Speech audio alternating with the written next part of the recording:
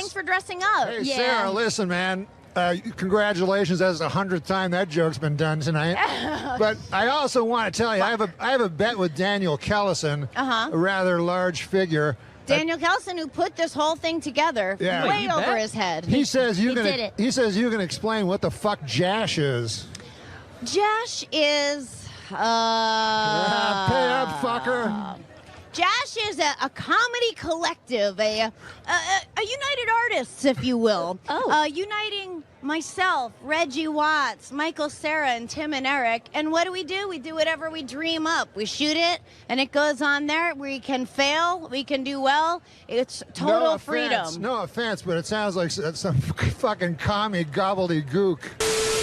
To illustrate the point that their client is running out of money to defend himself, O.J. Simpson's lawyer said this week that if he had to do it over again, after killing his victims, O.J. would now rob them as well. That one you find troubling? We went...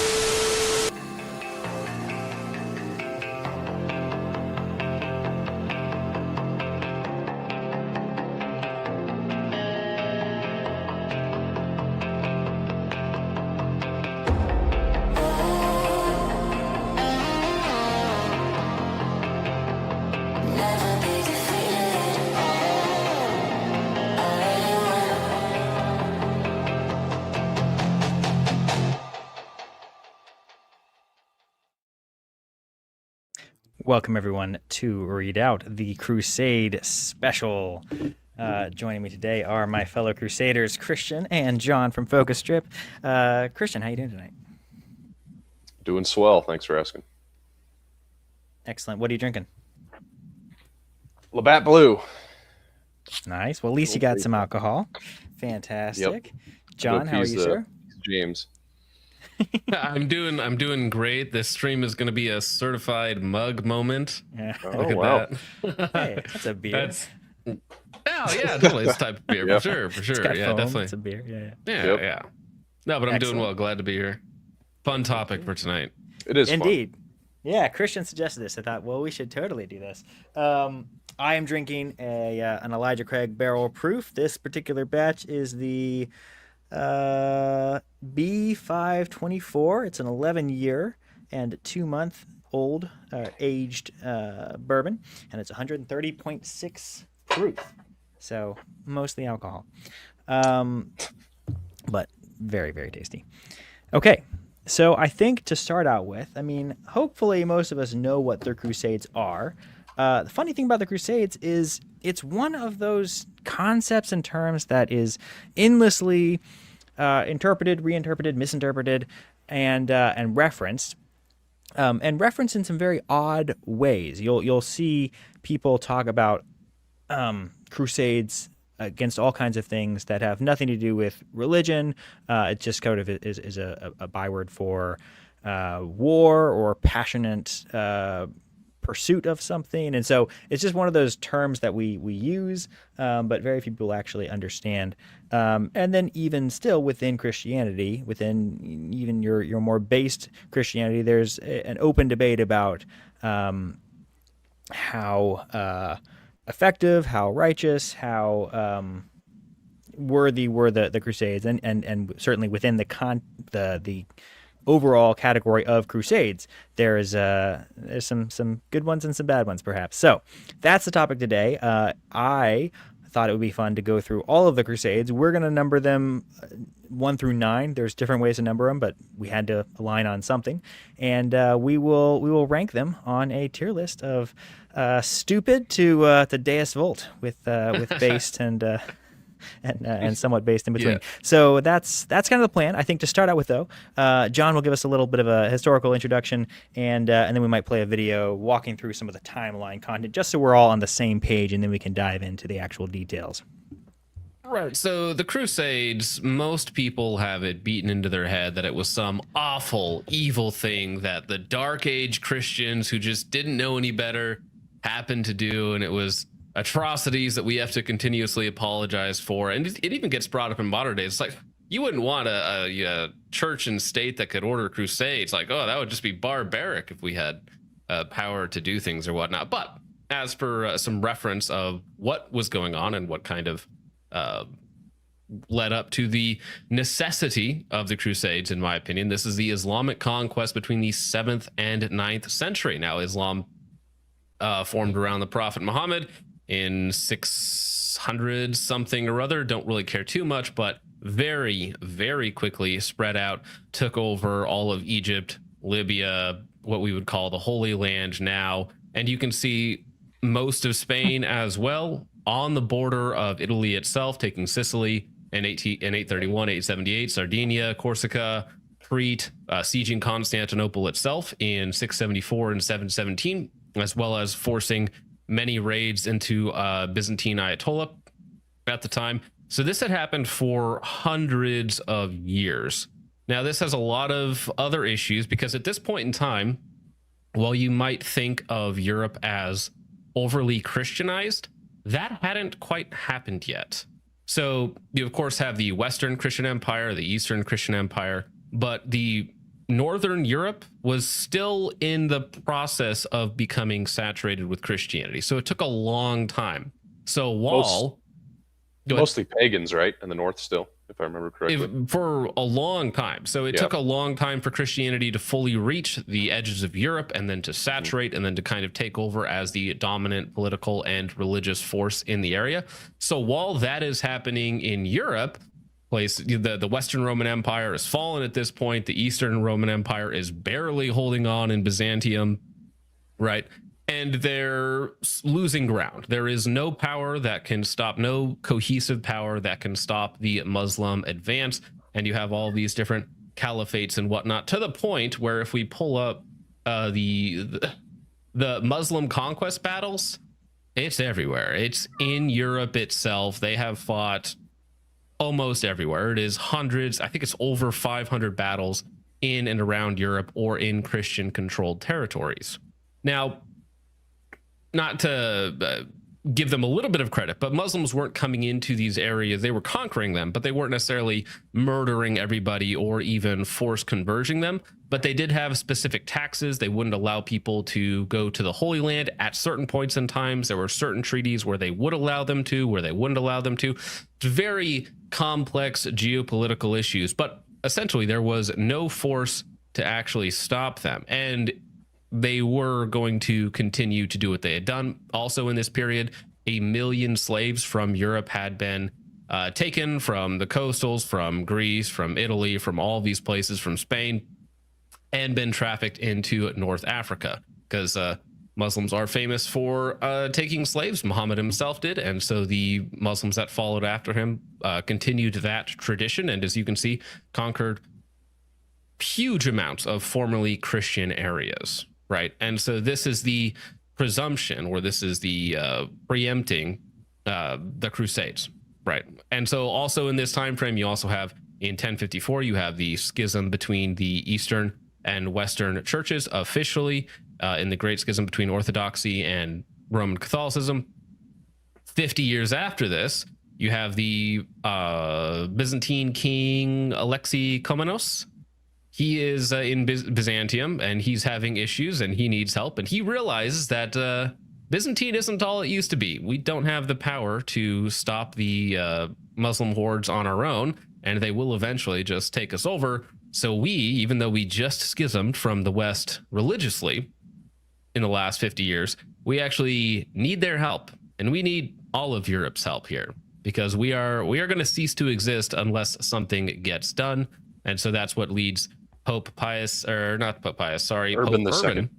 Urban II at the Council of Clermont to basically initiate the First Crusade and call upon the leaders of Europe, the kings, to take armies, retake the Holy Land. Because again, these were Christian lands. These were under the control of the Christian Empire, and they had been taken by force by the Muslim hordes, in some cases centuries earlier, but these are still historic Christian lands.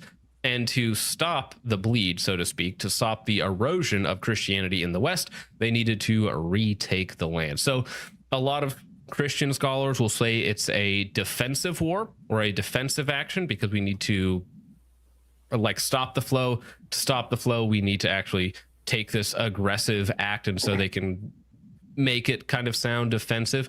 I'm actually fine with just saying that it was a reconquest of things that we had lost before, and it is, I think, moral for Christians to oppose evil wherever it may be and to save the populace from foreign control, basically.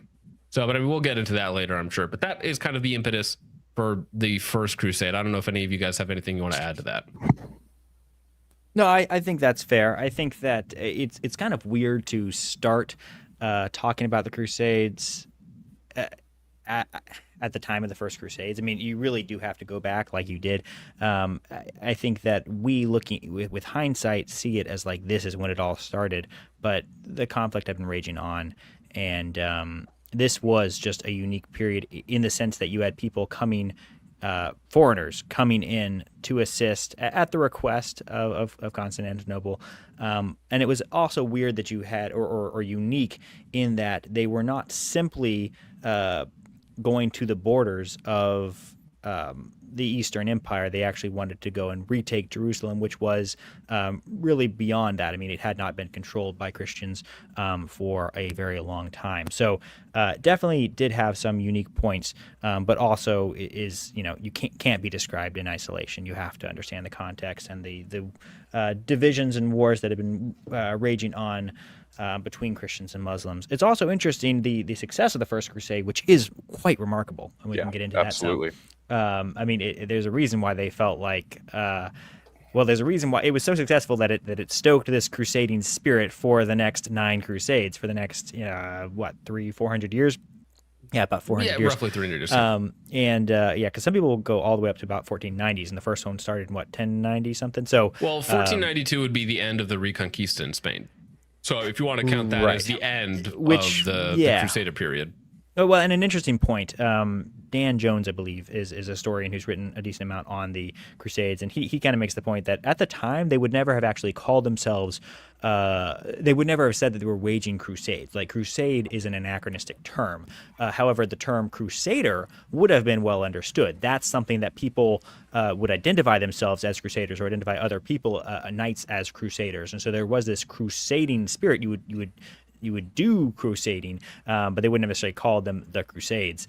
And so, that spirit that animated what we would officially call the Crusades certainly continued all the way up to 1492 and really beyond it, because with the discovery of the New World, they were able to convert that crusading spirit into now a colonizing spirit, where now you go out and not only try to retake these old lands, but what about the new lands and these new discoveries, where all of a sudden you have the Spanish explorers going and trying to convert new peoples to Christianity. And so there was a new impetus for holy war, which is, I think, the crux of crusading. So, yeah, I mean, 300 or 400 years of this crusading spirit, it would not have happened had the First Crusade not been so remarkably successful to the point where it seemed miraculous, which is why it seemed like it was God's will. Christian, any other thoughts? Or go ahead, John. No, I'll let Christian go if he has anything he wants to add to that. No, I don't really have much to add. I mean, the First Crusade, especially as far as the Pope making we'll get into it in the First Crusade, but it was a big deal for the Pope to announce the entire remission of all your sins if you go to the Holy Land and liberate it. So it's now that the funny thing about that is it was actually a Pope 200 years before Urban who had said that if you go to fight these people, you'll be absolved of your sins and you go directly to heaven. Interesting. If you dive. That was 200 years prior, before the First Crusade was actually set in motion by Pope Urban. A previous Pope had already said that about this. So this was people say, oh, well, Christians are allowing themselves to be taken over by, foreign invaders. In our modern day, we're having issues with that sort of thing, immigration, whatever we want to call it. It's important to remember that in the Middle Ages, right, or Dark Ages, whatever you want to call it, they also allowed a lot of Muslim aggression for centuries before they actually did anything about it. And that's what happens when patience is one of your virtues, right? And we could argue how patient you should be, but this was a political firestorm waiting to happen, essentially. Something was going to happen, And what allowed the First Crusade to be so successful is that the Muslims were not as unified as you might think. There was the Sunni and Shia split right after the death of Muhammad. And so you had at certain times Crusaders making deals with one version to get rid of the other ones. Yeah. And they'd be like, oh, yeah, you can have Jerusalem. We actually don't care about Jerusalem. But as long as you don't fight us so that we can fight them or whatnot. So it's very political. It's not just like, oh, go in there and kill every brown person you see. Okay, we're going to go in there and kill. If your school teacher told you that, that's not accurate. It's very geopolitical. Okay, it has a lot of modern implications as well for how we do things. But we have a really quick video that goes through all the Crusades in 8 minutes, and then we can kind of rank them one by one in terms of their success. Spoiler alert, none of them are as successful as the first. Yeah, it's all downhill after that.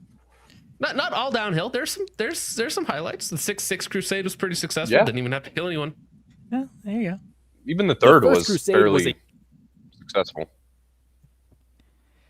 I mean, it ended in truce, right? I would say so in a military perspective, but go ahead, play the video. The First Crusade. The First Crusade was a military campaign that kicked off when Pope Urban II responded to a request from Roman Emperor Alexios I, who needed help against the Seljuk Turks.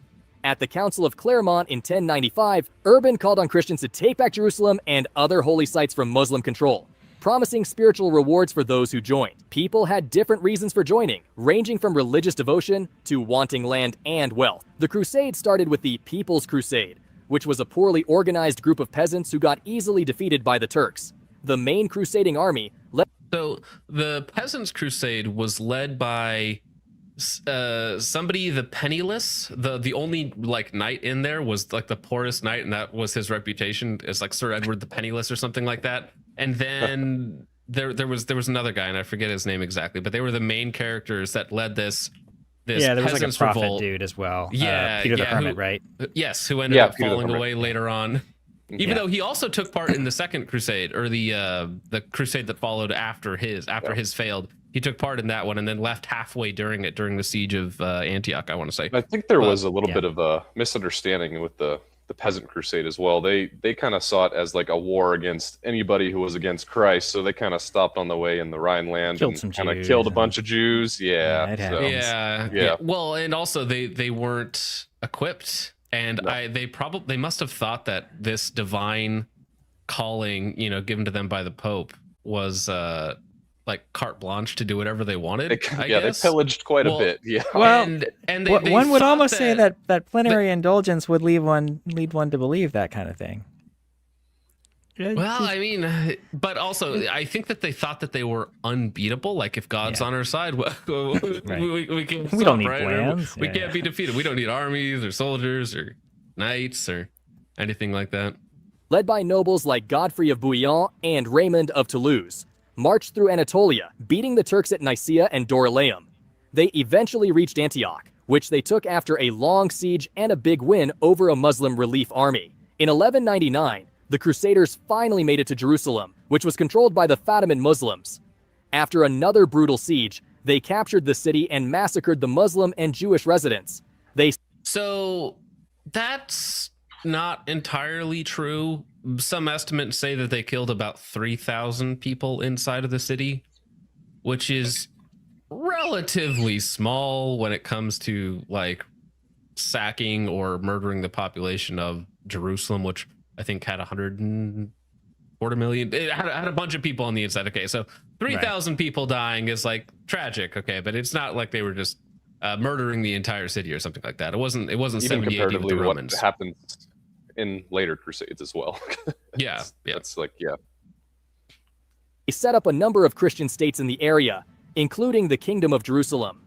The Second Crusade. The Second Crusade was launched in response to the fall of the county of Edessa, one of the Crusader states in the Holy Land, to the forces of the Muslim warlord Zengi in 1144. The loss of Edessa was a significant blow to the Crusader states and prompted Pope Eugene III to call for a new crusade. The papal call was endorsed by King Louis VII of France and Emperor Conrad III of the Holy Roman Empire, both of whom led large armies toward the east. The Crusaders' main goal was to recapture Edessa, but the campaign quickly became disorganized. After a failed attempt to march through Anatolia, where both armies faced hardship and Turkish resistance, the Crusaders made their way to the Holy Land. The Crusaders' focus shifted to attacking Damascus in 1148, but after a brief siege, the campaign ended in failure.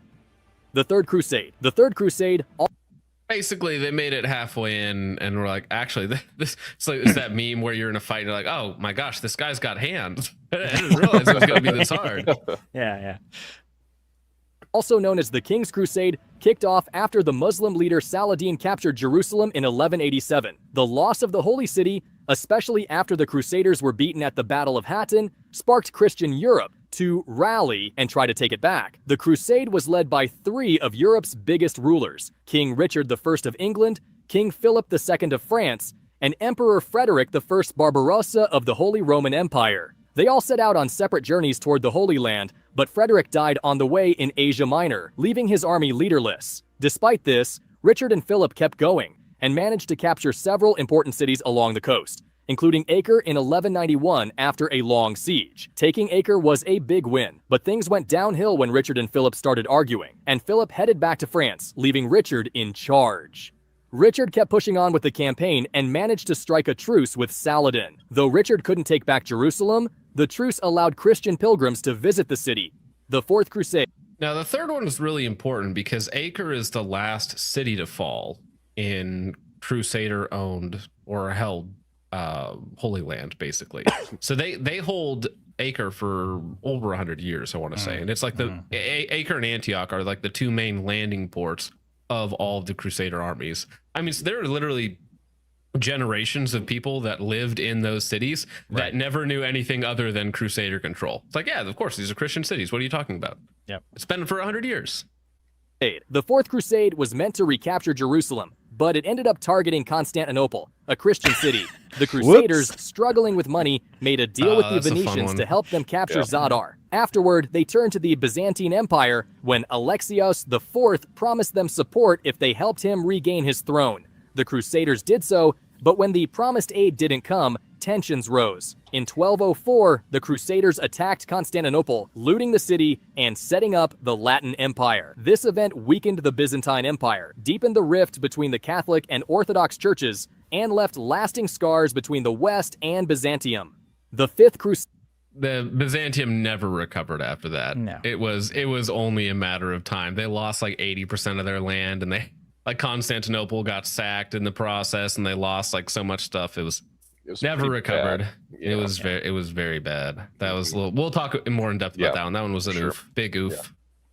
Crusade. The Fifth Crusade aimed to capture Egypt, which the Crusaders thought was the key to taking back Jerusalem. They believed controlling Egypt would weaken Muslim forces and help them reclaim the Holy Land, lost to Muslims in 1187. Pope Innocent III called for the crusade, and it was led by King Andrew II of Hungary and Duke Leopold VI of Austria. The Crusaders first attacked the Egyptian city of Damietta in 1218, which was controlled by the Ayyubid dynasty and Sultan al-Kamil. They captured the city in 1219, but things stalled after that. Instead of pushing on toward Cairo, internal disputes slowed them down, and they failed to get a strategic advantage. As the Crusaders faced tough terrain and disease, al-Kamil's forces regrouped and counterattacked. With no resources left, the Crusaders eventually negotiated a truce in 1221 and withdrew from Egypt. The Fifth Crusade failed to achieve its goal of retaking Jerusalem or securing a foothold in the region. The Sixth Crusade. The Sixth Crusade was unique because it focused on diplomacy rather than military action. Led by Emperor Frederick II, he negotiated with Sultan al-Kamil of Egypt and managed to peacefully regain Jerusalem in 1229, avoiding battle. The agreement involved a truce and some territorial concessions, allowing Frederick to enter the city without a fight. While it was a diplomatic success, many Crusaders and the Pope criticized Frederick's approach, and the recovery of Jerusalem wasn't seen as a true victory by the Church. The city remained under Christian control briefly, but by 1244, it was lost again to the Muslims. The Seventh Crusade. The Seventh Crusade was led by King... So that was one of those instances where they were able to use the Sunni-Shia split to essentially have a bloodless victory in retaking Jerusalem. Now, I think that the reason why the church was upset with him and the way that he managed the campaign is because they wanted to actually drive the Muslims out rather than be working with them.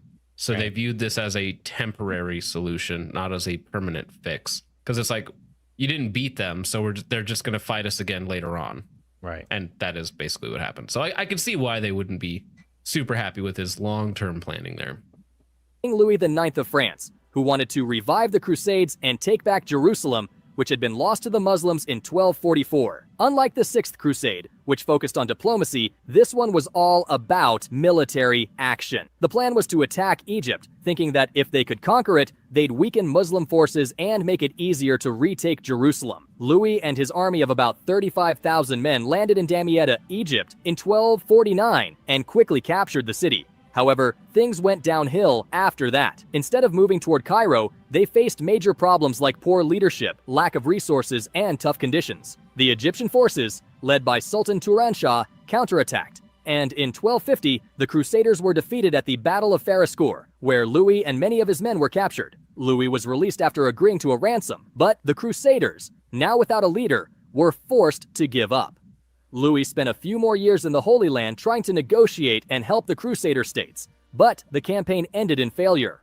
The Eighth Crusade. The Eighth Crusade was King Louis IX of France's last attempt to spread Christian influence in Muslim-controlled North Africa and the Holy Land. Instead of targeting the usual Crusader hotspots, Louis set his sights on Tunisia. He hoped to convert its Muslim ruler, Muhammad I al-Mustansir, secure a strategic base, and cut off Muslim trade routes. Louis believed the Tunisian ruler might be open to converting to Christianity and forming an alliance against Egypt's Mamluks. Turns out, he wasn't interested at all. Still, Louis landed near Tunisia with his army in July 1270, determined to push forward. Things went bad fast. Dysentery and other diseases swept through the Crusader camp, killing many soldiers, including King Louis IX himself on August 25, 1270. His death pretty much ended the campaign's momentum. Louis's brother, Charles of Anjou, showed up with reinforcements, but instead of fighting, they struck a peace deal with the ruler of Tunisia. The Ninth Crusade. The Ninth Crusade, led by Prince Edward of England, later King Edward I, was the last major crusade to the Holy Land. Arriving in Acre with a small army, Edward aimed to defend the remaining Christian states from the powerful Mamluks under Sultan Baybars. He sought alliances, including with the Mongols, and launched raids that disrupted Muslim forces but failed to gain much ground. In 1272, Edward survived an assassination attempt by a Muslim attacker with a poisoned dagger. After recovering, he learned of his father's death and returned to England as king. With his departure, the Crusader states were left defenseless. In 1291, Acre fell, marking the end of the Crusades in the Holy Land. Tragic. It is funny that if I had a nickel for every time a European king died invading the Holy Land by dysentery, I'd have 2 nickels, which isn't a lot, but it is odd that it happened twice. Also, one of them drowned in a river on the way. He was like tired after a battle or walking, and he didn't take his armor off, and he starts swimming, and then he dies of like shock or something, and he just drowns. It's like I'm pretty sure anticlimactic. I'm pretty sure a king on the way there, like his horse like fell or something, and he just died just like that as well. So yeah, there was many cases of just random death. Yeah. Also something that people don't really realize is, as they mentioned there, the later Crusades, you have the Muslim population is actually basically forced out of Persia by the Mongols, which is happening at like the same time as the later Crusades, which I always find very interesting, that you have the Mongol Empire pushing into what would be Turkish land, what would be the Holy Land, and they're doing raids on the Muslims from the other side. So I mean, this is where they're wheeling and dealing with Mongols, with the different factions of Egypt or the Sunni and Shiite or whatever it might be to try and get it done. All righty, well, fantastic. So I do have our tier list ready. Oh, sick. We can jump over to that. Let's see. I'll have to share. Well, one we didn't really mention at all, but that is what we showed in the intro. That's the Reconquista of Spain. That one there is perfectly successful because it actually worked. It took 700 years, but it did work from don't lose heart. Better late than never. 717 to 1492. So yeah, 775 years of Muslim control of Spain. So yeah, it's never too late. All right. Exactly. All right. All right. So do we want to switch over? Yeah. Yeah, you want to send me the link, or do you have it on your screen? Oh, good question. You're probably better at driving this. Let's see. You should be able to share it with me and then just drop the link in the private chat. Yeah. So let's see. So I made it just a single use one, but can I still share the link? Or do I have to make it a public tier list? I'm not sure about that. Yeah. It might just be for me only. So I'll just share. That's fine. Let's see.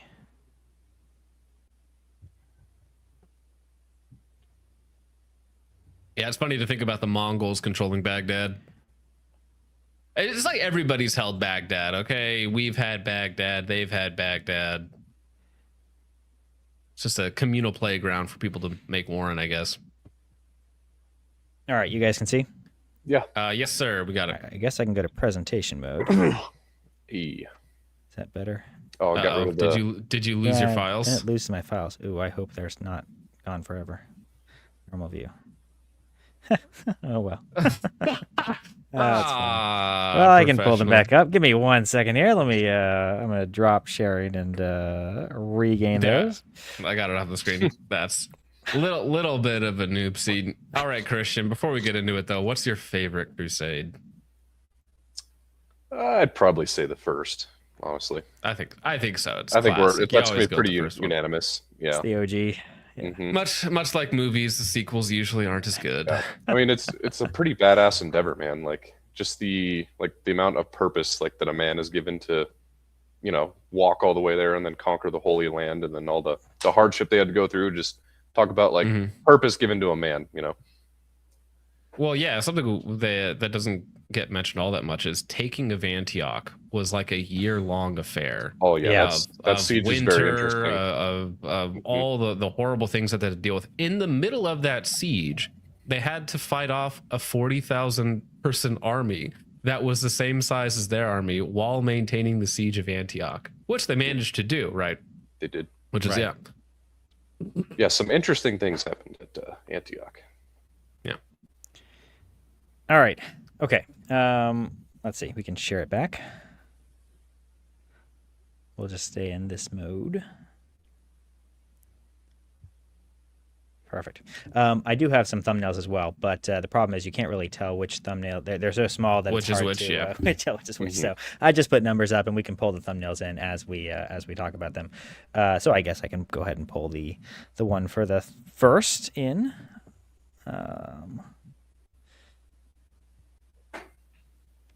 Well, first has to be S tier. Okay, there's not really any argument against.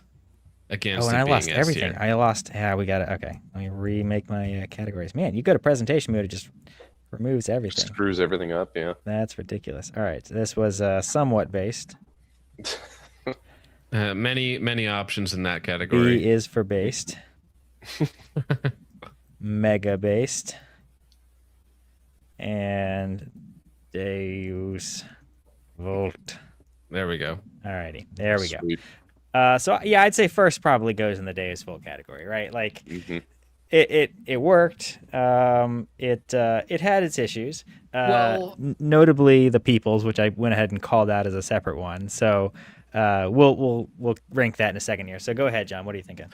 So we do have to mention the Peasants' Crusade, right? These people that were so full of, and this was also women and children that went along with these people. So this wasn't like, this was a true Peasants' Crusade with very poor leadership, very poor finances, logistics, all of that.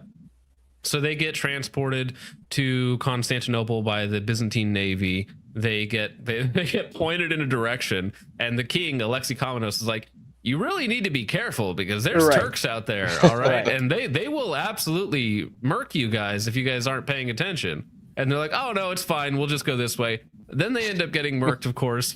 They take part in. It's really bad. They have to retreat all the way back through Ayatollah, and the Byzantine navy picks them up and takes them back to Constantinople. By the time they do that, there's only 2,000 of them left. Oof. Which is really bad. Really, really bad. And then 1 year later, in Constantinople, the actual Crusader army with the actual knights, logistics, backing, all of that actually arrives, and then they start anew.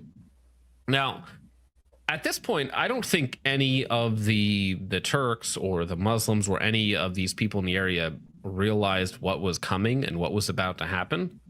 After the First Crusade is when they kind of figured out, like, oh, okay, yeah, European invading armies, like, this is their tactics, this is what they do, and they're going to be, doing this periodically every 50 years or so. Okay, there's going to be a crusade. Just like, it's like cicadas. Okay, they come back every few years. Which is an interesting question, and I want to get into some of the details. I think that for each one of these, we should kind of go through a list of just a few research points so that people can actually learn something, not just our opinions, but things like who was the Pope, who was the king of Constantinople at the time, or the emperor, I should say, who were the key players both on the good side, the bad side.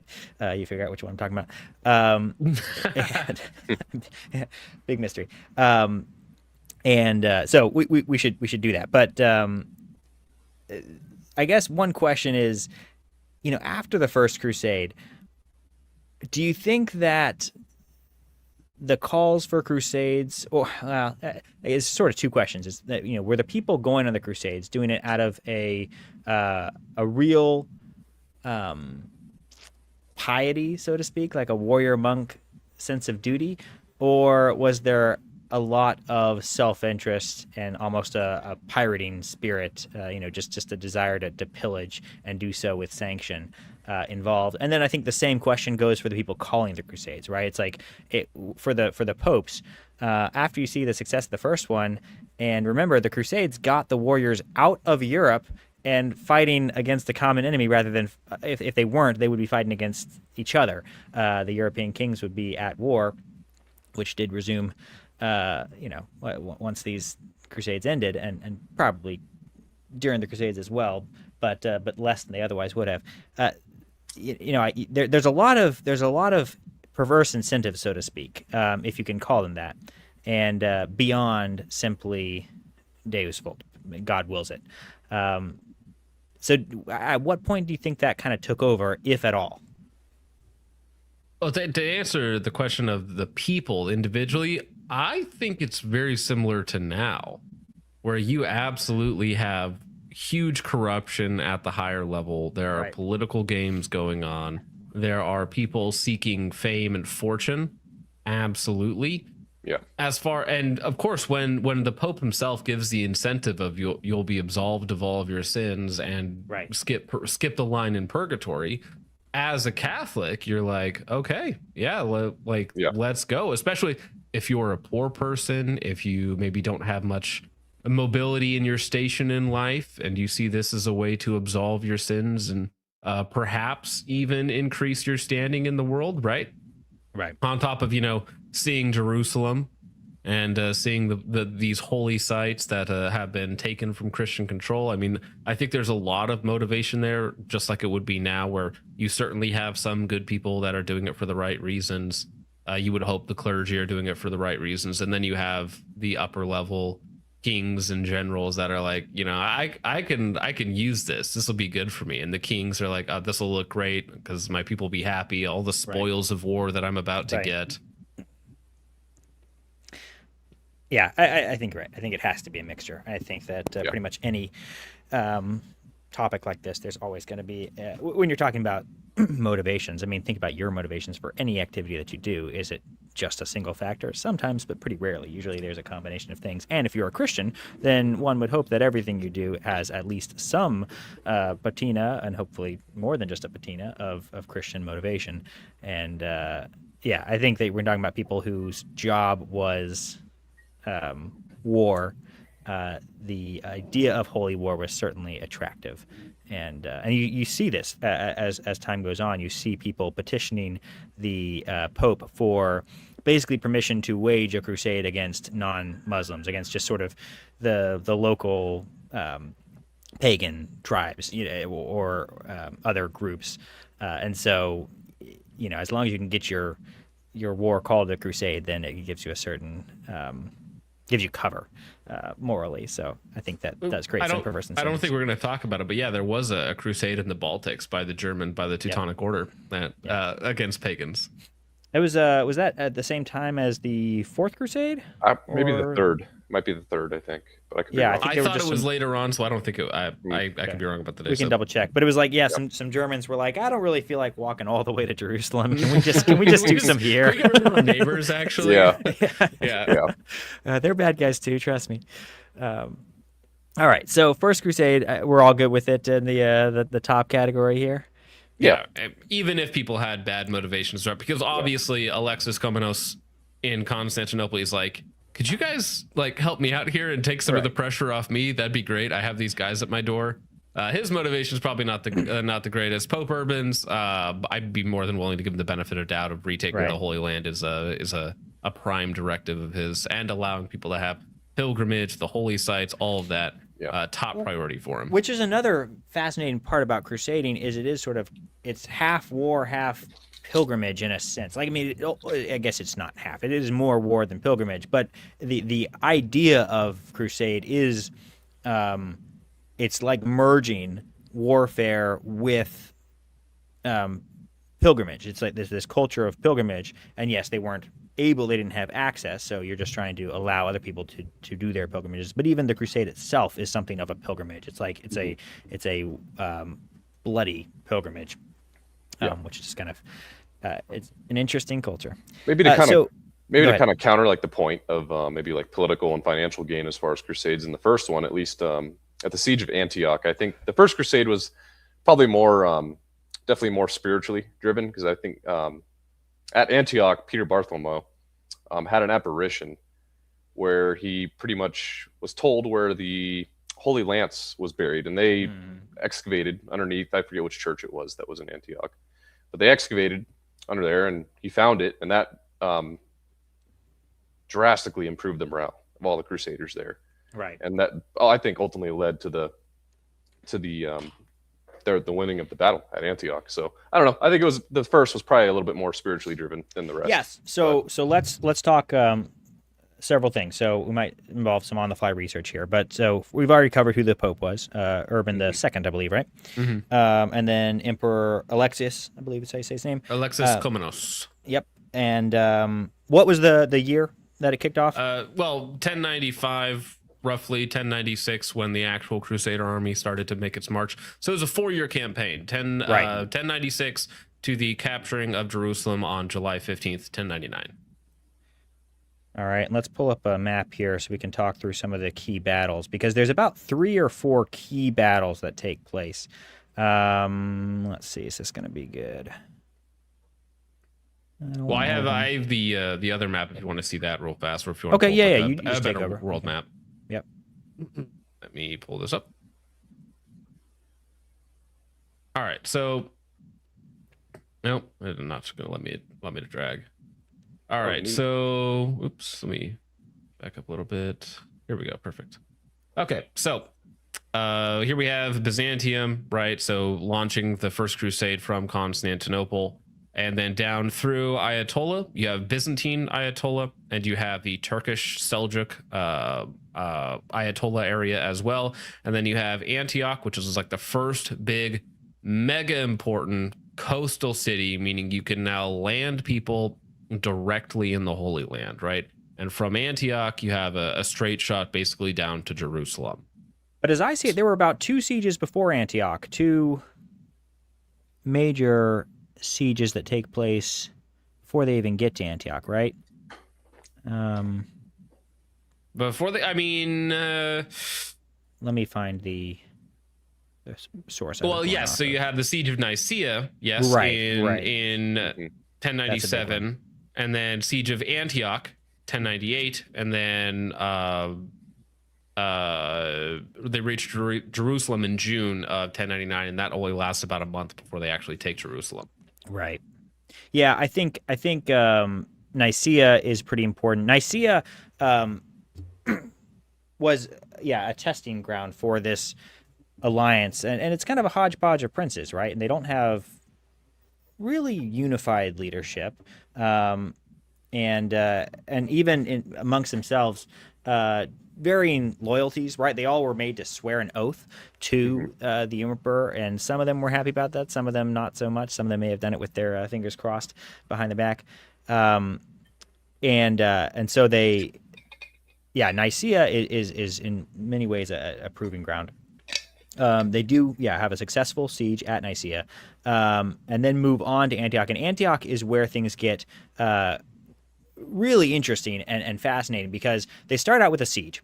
And, the way sieges work, you're not really throwing yourself at the walls like you see in Lord of the Rings and Helm's Deep or anything. It's more of just a waiting game. You try to starve out the people inside. However, if you're the people inside, then your goal is to survive longer than the people outside, which might in and of itself be a good enough strategy, because maintaining an army outside, imagine just trying to wait outside someone's house until they come out. You got to supply yourself with food. You've got to manage your supply lines. That in and of itself, 40,000 soldiers. Yeah. So now you've got to forage. You've got to yep. in a hostile environment. So that's local not populations easy, don't right? like you. Yep. So even if you can cut off the city's access to food from the outside, and of course they're going to have stores, you have to make sure that you've brought enough to outlast them and have supply lines to get you more if you need it. So that's tricky. But then the other thing that and the interior force will want is reinforcements from the outside to come and break the siege, and that often would happen, right? Especially if you're in hostile territory, and so. Sieging was in no way a trump card or a guarantee to victory. Just because you could surround a city doesn't mean that you're going to be victorious, because there are many ways where you could fail. And so what happens is the princes, and we should pull up Christian. Can you kind of pull up some of the key players on the Christian side for the First Crusade? There's some key names we should call out. Absolutely. Bohemond of Toronto, Yep. Raymond IV of Toulouse, Audemer of Lapoy, Godfrey of Bouillon, Robert II, Robert II of Normandy, Robert II of Flanders. Right. Robert II Stephen of Normandy is the son of William the Conqueror. Is that right? Or am I thinking of a different crusade? I know the son of William the Conqueror did Let me see real participate. fast. That would make sense, right? 1095 and 1066 is William the Conqueror, so that would make sense timeline. He was the pretender, throne of Union, French courthouse, the Chronicles of William as where live.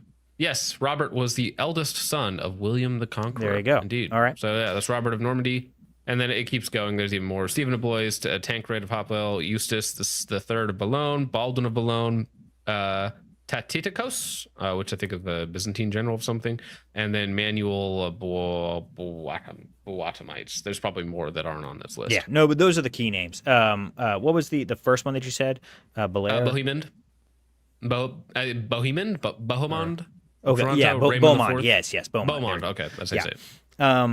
Yeah, so you've got. I think he was. Definitely one of the larger players in it. I think that he swayed a lot of the other rulers as well. So they're waiting outside, and they do manage to take it really only through espionage or betrayal from the inside. So one of them had a contact. I forget exactly which prince had a contact on the inside who let them know that he'd be willing to let a small force inside. And then, of course, once you're inside, you can open the gates. And so that's what happened. And that's how they were able to take Antioch. Now, at this point, they have only taken the majority of the city, but not the citadel, right? So these castles would often have an outside area, and then you have the keep, essentially, the citadel, which is going to be also surrounded by its own set of walls. And even harder to defend. And so the Muslims are able to flee, some of them, into the citadel and hold it. And so now you've got the Christians actually inside the main section, while you've got Muslims in the citadel. And then a Muslim force comes I think the day after they take Antioch, the relief force arrives, and I forget who's leading that relief force, but they arrive and now... Okay, there you go. And start their own siege of the Christian forces. And so now the Christians are really hemmed in. I mean, this is a bad situation. So they are at least inside. And it's remarkable that they were then able to, through with inferior forces, and so really it seems miraculous, and a lot of it does go to even that lance story, which who knows the legitimacy of the lance, but it's supposed to be the lance that pierced Christ. One of Peter, no, not Peter the Hermit, but Peter Bartholomew. Oh, is it another Peter? Yeah. He just another kind of peasant, or certainly someone of low status, digs up this lance, saying that he saw a vision of where to dig, and claims that it's the lance that pierced Jesus, and that becomes this talisman that they can carry into battle, and is really incredibly important in terms of revivifying the morale of the force. And I think largely because of that superior morale. And some miscommunications on the Muslim side, they are able to then go outside the walls and actually defeat the Muslim siege force. And then after they defeat those guys and send them running, the citadel then surrenders. So they never actually took the citadel through violent warfare. Is more just a surrender after they were the only ones left. So really remarkable, because we should look up the differences in size of the armies, but it was a significantly smaller force that the Christians had, and they were able to do all of that. Mm-hmm. So the Antiochian garrison had about 5,000 people in it. There's technically 3 relief forces, 10,000, 12,000, and up to 40,000. So about, what is that, 67 to 70,000 people on the Muslim side, and then on the Crusader side, at the start of the siege, you have 40,000 people, including non-combatants. Then later on, you also have Byzantine support. You have 2,000 light infantry and naval support, and then you also have a relief force of the Crusaders of about 20,000 people. So similar-ish numbers, depending on how many non-combatants they're counting in that number. So you could have it's 60 versus 70, but if there's 20,000 out of that 40,000 non-combatants, then it's like 40,000 versus 70,000. Yeah, no, there was a lot of very very crafty, like, audible plays on the Crusader side. Even at the siege of Jerusalem, before they made their initial attack, they had their siege towers built at the most heavily defended portion of the wall. And in the middle of the night, they disassembled all of them and moved them over to the weakest point of the wall. That was quite ingenious, but yeah, there were some very, very smart plays on the side of the Crusaders. All logistics, isn't it? Yep. So here's a question. There's a little bit more context for the Siege of Antioch. The Emperor, I believe this is the Siege of Antioch, the Emperor was bringing his own relief force after the Christians... Go ahead. Well, if this is the story I'm thinking of, where he turns around after being given the wrong information about the battle. Yeah, so this is Antioch, right? Where that happens? I didn't see it here in the description, but that does happen at some point. I'm pretty sure this is Antioch. So basically, he's bringing his relief force, and one of the dukes of the main Christian force basically flees and tells the emperor that the Christians were wiped out. And because he passed on this false information, the emperor believes him and goes back home. And well, I don't know if he went back home. He might have gone off to fight somewhere else. But basically, the Christians felt abandoned. And this is a large part of why they felt legitimized in perhaps not giving back territories as they had initially promised. So that creates a lot of strife leading into the later Crusades. I'm pretty sure that happens at the Siege of Antioch. I could be getting my timeline a little bit mixed up. This one here is also Beaumont. Actually, he is kind of conniving behind the scenes. He convinces Tatikios to go back to Constantinople, saying that he wants to take Antioch for himself, and he declares himself the king of Antioch afterwards. Because originally their deal with the Byzantine Empire is like, we're going to provide you naval support, we're going to provide you army support, we get to keep the lands though, right? They're Byzantine lands that you're helping us retake, but we get to keep those. And then they break that in the second siege, basically. Wasn't there also quite a high-ranking either noble or a knight that deserted during the siege of Antioch too, as well? I forget his name, but there was one. I think that may have been who I was referencing, but yeah, I don't Maybe. remember his name. I need to look it up. But it's funny, he comes back into play later, like in the second or third Crusade or something. But yeah. And then there was also someone who died. And it's key. One of the more respected characters dies. One of the princes, he dies during the siege, after the lance has been dug up, but before they're victorious in repelling the counter siege. And it's significant because Peter, what is his name again? Peter Bartholomew. Peter Bartholomew. Yeah, Peter Bartholomew.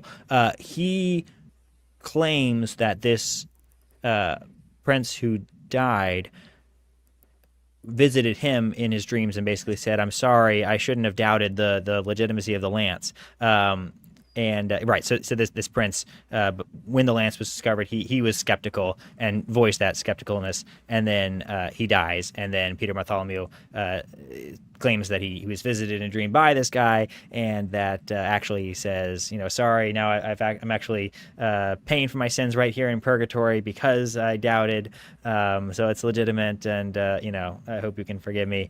And then of course Peter uses that to I guess bolster his own legitimacy. So just one more bit of confusion and probably straight up charlatan behavior, but in the end it does seem to work out. Yeah. So what do y'all think about the lance? I'm looking up at it. Allegedly, Constantinople claimed to already have the lance, and they had a relic of the lance in Constantinople at the time.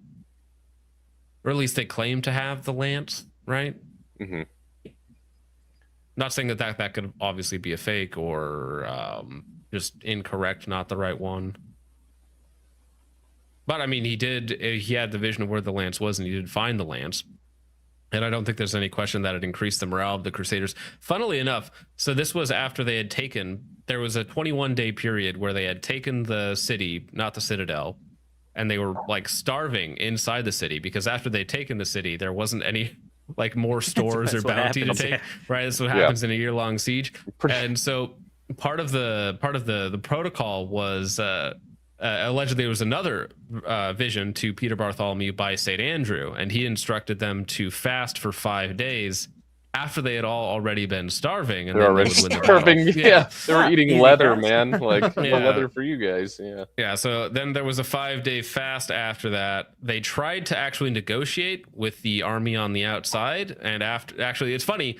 They send out Peter the Hermit to go negotiate with the Muslim army on the outside, and then that doesn't work. And then the next day they're like, okay, here we go, we're gonna sally out and do what we can, and then they defeat the Muslim army. So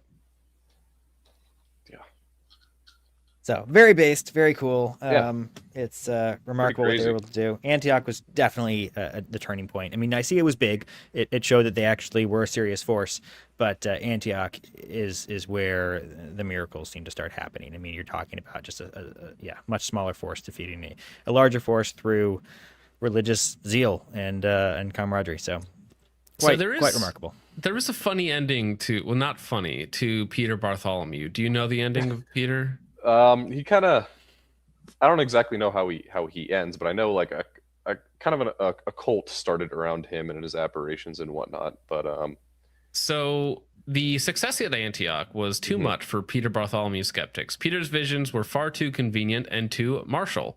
And he was openly accused of lying. Challenged, Peter offered to undergo the ordeal by fire to prove that he was yeah, that's right. I remember that. Yes. Yeah. Being in biblical lands, they chose a biblical ordeal. Peter would pass through a fiery furnace and would be protected by an angel of God. The Crusaders constructed a path between walls of flame. Peter walked down the path between the flames and was horribly burned. Yeah. He died suffering in agony for 12 days on the 20th of April, 1099. Oh, geez. Not the first to have that happen to him. And it does make you wonder. It's like if you volunteer for that kind of thing, you must believe it. So, yeah. I don't know. Yeah, it's such a strange circumstance because you have this wonderful win and this morale boost, and then the man must believe that he had these visions, right? It was not just, wartime PTSD, starvation, or something like that. But then he does the ordeal and dies, which makes it like an anticlimactic ending, right? Because Right. if he had just survived, then it would be like confirmed, good to go. All right. But yeah, kind of Is the ironic deal end. you are going to survive or you're not going to be hurt? I assume, if God is really on your side, then you don't even get. Well, it says the biblical ordeal, Peter would pass through a fiery furnace and would be protected by an angel of God. So Gotcha. So that it's a little would vague. not. Yeah, but if you were being protected by an angel of God, I don't think fire We would hope be you an don't get issue hurt for at you. all, right? Yeah. All right. I will be right back. I got to run. Okay. Just give me 2 seconds. No problem. You're good. Oh, well, I thought we were actually going to get through this tier list really fast. That's No, that's an not hour. going to happen. We're on That was an number hour one. on the Yeah. first Crusade.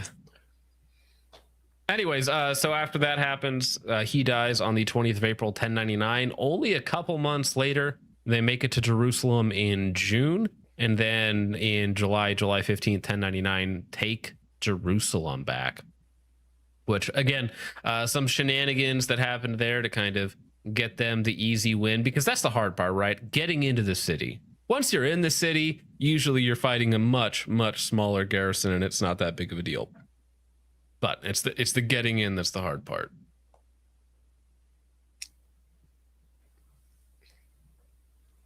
Well, All right.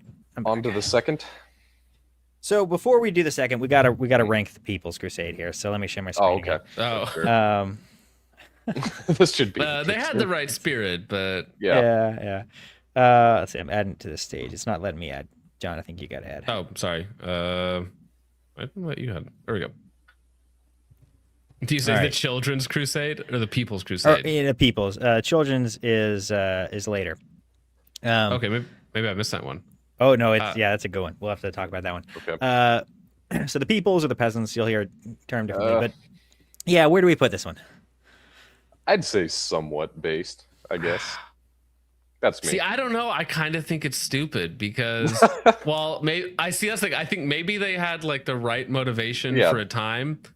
Once they got out in the wild on their own, they just Got killing obliterated. people. Yeah. Well, Yeah. not just that they got ambushed and got destroyed, but they just started killing people. Yeah. They just started attacking Yeah. the local populations Yeah. before they even made it to the Holy Land. It's like they didn't make it out of Anatolia before they were killing the local population, and that's why they were hated. That's why they got turned in and been like, "Oh, hey, that's where these guys are. By the way, you need to come deal with them." So I think I have to put them in stupid. I'd say For me. I'd say somewhat based because they were definitely inspired by their piety to go on this venture. But that's just me. Yeah, You gotta I'm be a torn. tiebreaker, And James. I'm the tiebreaker here. I'm Yep. really torn because I was going to say somewhat base, and then John convinced me. the killing random people along the way. I mean, no matter what, there's going to be killing. It's a crusade. well, so. Yeah, I mean yeah. that's probably true. Yeah, you could say maybe it's overstated how many people they actually killed, or because usually when you're traveling through an area that you want to conquer, you try not to just murder the local villages and populations, right? Because they can do terrible things to you, right? So they know the land, they can be Yep. useful allies, and the plan is to rule over them. You're not glassing the Holy Right. Land, right? You're taking the cities and then ruling over them. You're annexing them, right? They're becoming your citizens. So when you murder them, gotta it makes say, it harder. To me, here's the deal. If the People's Crusade was simply, God will give us the victory. We don't need the fighting experience or even the right weaponry. We can kind of be a Gideon's force. Fine. However, Gideon's force was incredibly well disciplined. That's how God gave them the victory. I mean, God can do it however he wants to, but that is at least true. And that to me is what would make this ultimately stupid, because you just can't wage war without discipline. This is why actual militaries put so much emphasis on training discipline, drilling it into people. It's one of the key elements of a good successful fighting force. And so even if you're going to try to do something great, beyond what you would be expected to achieve with, a non-professional military force, you have to still provide the discipline. God will provide the victory, but you've got to discipline yourself if you're going to expect God to bless it. And I think they, no matter how you slice it, even if they had the fervor, they lack the discipline. And that to me is stupid. Trying to wage war without a properly disciplined force is, I think, properly stupid. So that's where I'll put it as a tiebreaker. Fair enough. I lose. I succumb. Sorry, You almost Dan. had me there, Christian. I was it's going all to go good. somewhat based, but No worries. alrighty. And so let's see. I think I've put this as the thumbnail for the peoples. There we go. All right. Okay, perfect. So, Second Crusade. Now we can move on. Okay. John, what happens in second? Well, so 50 years go by, kind of a rough time. So actually something we need to mention, because this is important, is after the First Crusade, you have 4 different Crusader states that are established and operating in the Holy Land. So you have the Kingdom of Jerusalem, you have the County of Edessa, which is very important for the Second Crusade. You have the Principality of Antioch and the County of Tripoli. Now, Antioch and Tripoli are coastal cities, very, very important strategically for getting people in and out of the region, because you either have to walk through Byzantium or you can get dropped off on the coast. Getting dropped off on the coast is significantly easier in terms of logistics. And then Edessa is actually the furthest east, and then Jerusalem is Jerusalem, right? Can you share that So- map again? I'm not clear on exactly where Edessa is. It's further in. I don't have a good map of it, but I mean, I can, if I share this tab, let me take this one off, put this one on here. So Edessa is going to be, I need to get a better map of this, but Edessa's like right here. Yeah, okay. all So right. it is the furthest east that they have. Yeah. But let me get a better map for this, so we can kind of see. Crusader map. This should be easy, right? Surely. Okay, actually, this is perfect. Aha, yes. All right, this one. So this makes things very simply. Here's Edessa. You can see very, very far east. Antioch, Tripoli, and then the Kingdom of Jerusalem, right? So they kind of stretch all the way down. Edessa's kind of, it's in a hard spot. It's completely surrounded by the Sultanate of Rome. You have the Byzantine Emperor far to the west, but they can't help you because they have to cross through, they could go through Armenia to do it, but then Armenians had to flee to here. Right. From where they were originally. So what we're seeing here is these are the Crusader states at this point. After the First Crusade, you have the establishment of the Crusader states. And so now these are under Christian control, and this is what's being reinforced in the Second Crusade. Yeah.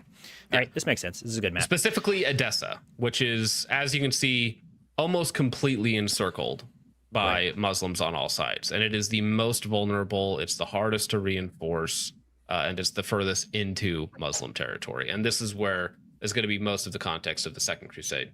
So the Second Crusade was 1147 to 1149, so almost exactly 50 years after the First Crusade. And it's in response to the fall of the County of Edessa, and they wanted to retake it, and that happened in 1144. So this is King Baldwin I of Jerusalem and Pope Eugene III.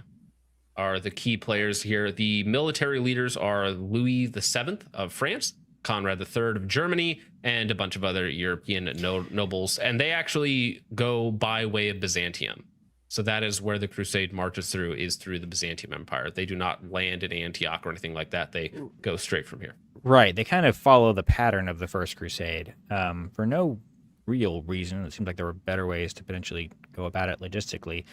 Baldwin is the same Baldwin from Kingdom of Heaven, the movie, right?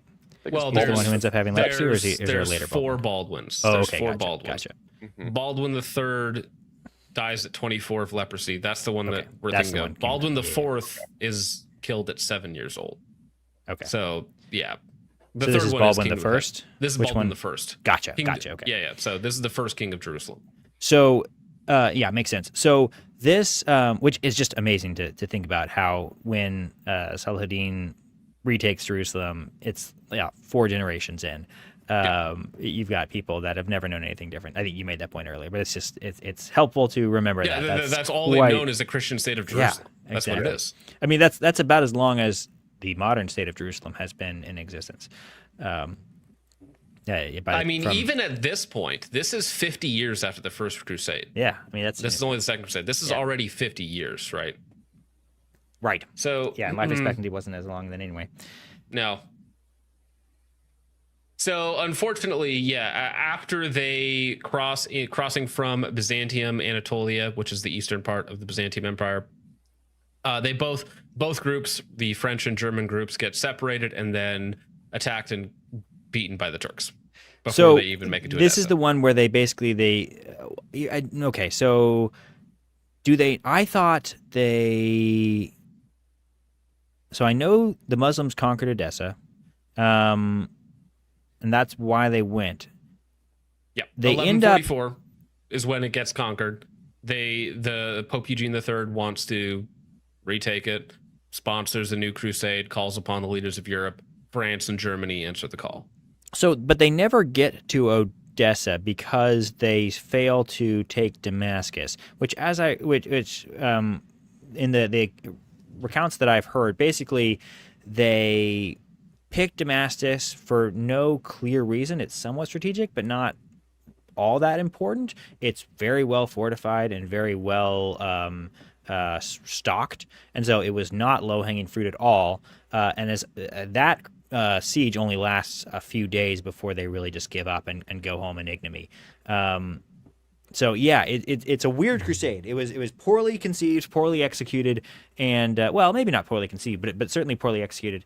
And the siege of Damascus is just sort of an embarrassing blip because it's not clear why they did it. They didn't have the resources. I don't even think they could surround it entirely. I think they try to surround it and can't even get their forces all the way around it. And then they just realize that they've got nothing and go home. So not a great situation. Well, it seems to be broken from the start, just what I'm reading on it really quickly. So apparently Louis VII was already planning on a trip to the Holy Land to atone for some sin that he had committed in Europe. Like this was a really big deal to him.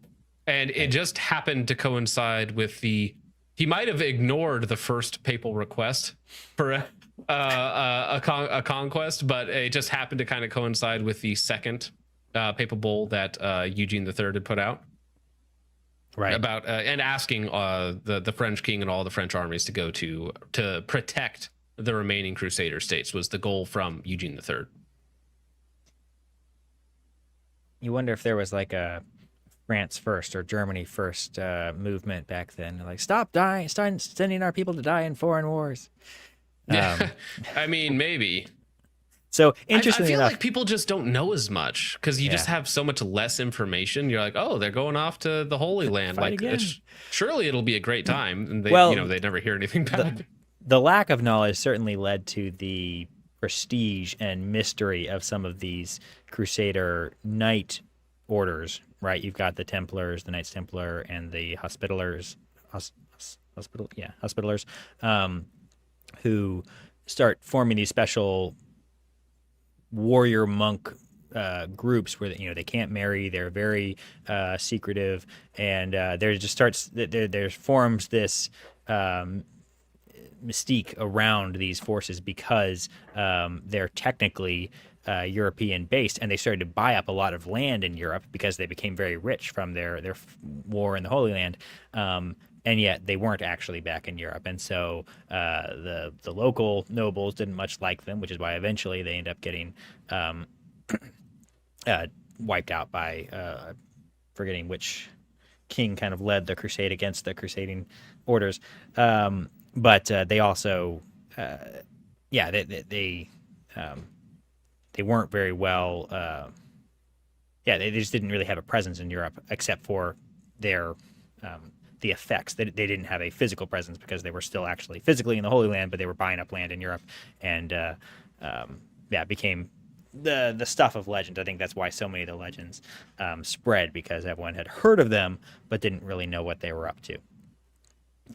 One other thing about the Second Crusade is Bernard of Clairvaux, who is a very well-respected, even amongst Protestants, theologian of the time, and he gave sanction to the crusading idea. I don't know specifically to the Second Crusade, but he is a notable figure from that time because he basically said, no, this is a legitimate use of armed forces, and you can do this and be serving God in doing so. And so again, Second Crusade, not great. And I imagine that, Bernard was not an expert in military tactics, so it's not like it falls on him. But I think to have such a notable and well-respected theologian encouraging crusading just increases the desire to find an excuse to crusade, which is perhaps some of what was going on in the Second Crusade. Yeah, at some point it ends around the siege of Damascus, right, where they just don't have the will to do it. The local the local Crusader lords say, we're done here, and then the three kings are like, all right, well, I guess we're done as well then.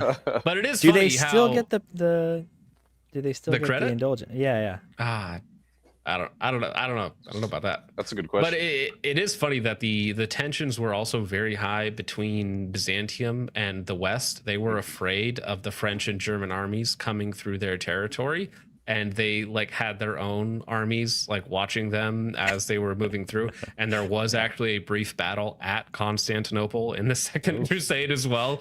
And foreshadowing. Also because of this, there's also the Sicily was attacking Byzantium, and he was taking Greek cities and towns. So it's like you have this other warlord person causing trouble. And so because of this, there was no Byzantine support of the Second Crusade at all. So they had no local support from, I forget what was the emperor at the time. Komnenos? Was it still Komnenos, or was it somebody else? It had to be somebody else. It's probably Komnenos the second. No, it was where I just saw it. Manuel. It was Manuel the First. Manuel the First was in Constantinople at the time. Okay. Yeah. And who not was nearly as exciting? Who was the Turk that took over Edessa initially? So let's see. So in 440 or 1144, the fall of Edessa. Kind of Edessa.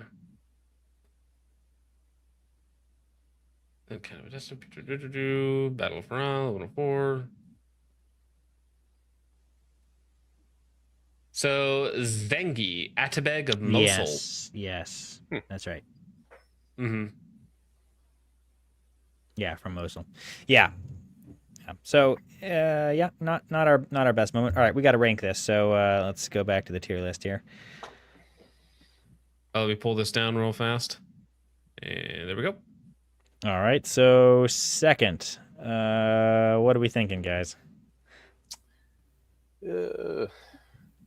I'm gonna start with my vote, and then we'll let someone else be the tiebreaker. So I'm gonna say that's between based and somewhat based. I'm gonna start it with somewhat based, and we'll see what you guys say. I think they did have a valid intent and a valid objective. They just never really seemed to stick to it. So at least it seems like it was conceived well. Poorly executed, but at least it wasn't quite as stupid as the People's Crusade. So I don't know. What do you think? I would agree. I think that whole Second Crusade was kind of anemic. So I would say somewhat based as well. Well, fine. I'll be the odd man out. I would say based actually in terms of what they were trying to accomplish, right? So losing it, King Baldwin being defeated outside of Damascus just a few years earlier, and then losing Edessa. The idea was there. However, it was just not unified at all. The French, German, and Byzantine forces did not want to work together. They didn't like each other. There was a lot of other things going on at the time. So I would say, I probably would fall into the somewhat based, but leaning more based, just because the intent was there. It was the right move, but they couldn't get it done. Their human emotions getting in the way, but yeah. You called so we'll leave it in somewhat stupid. Come on now. That was my argument, but just reverse. But it wasn't disastrous, right? So this was basically they went in, couldn't do what they wanted to do, and then left. Yeah.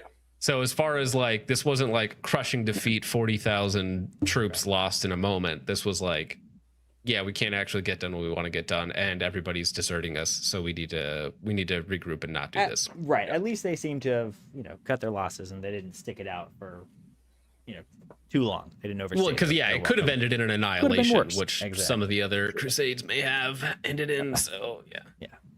All right, I've actually got to go use the bathroom, so I'll be back in just a moment. All right, that's fine. Good, man.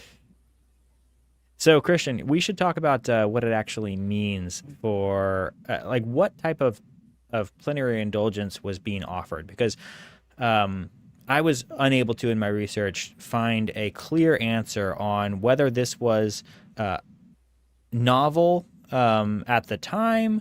It seems like at the time it certainly was novel. Yeah. Or at least somewhat novel within the last few hundred years. You wouldn't have seen some kind of a plenary indulgence like this.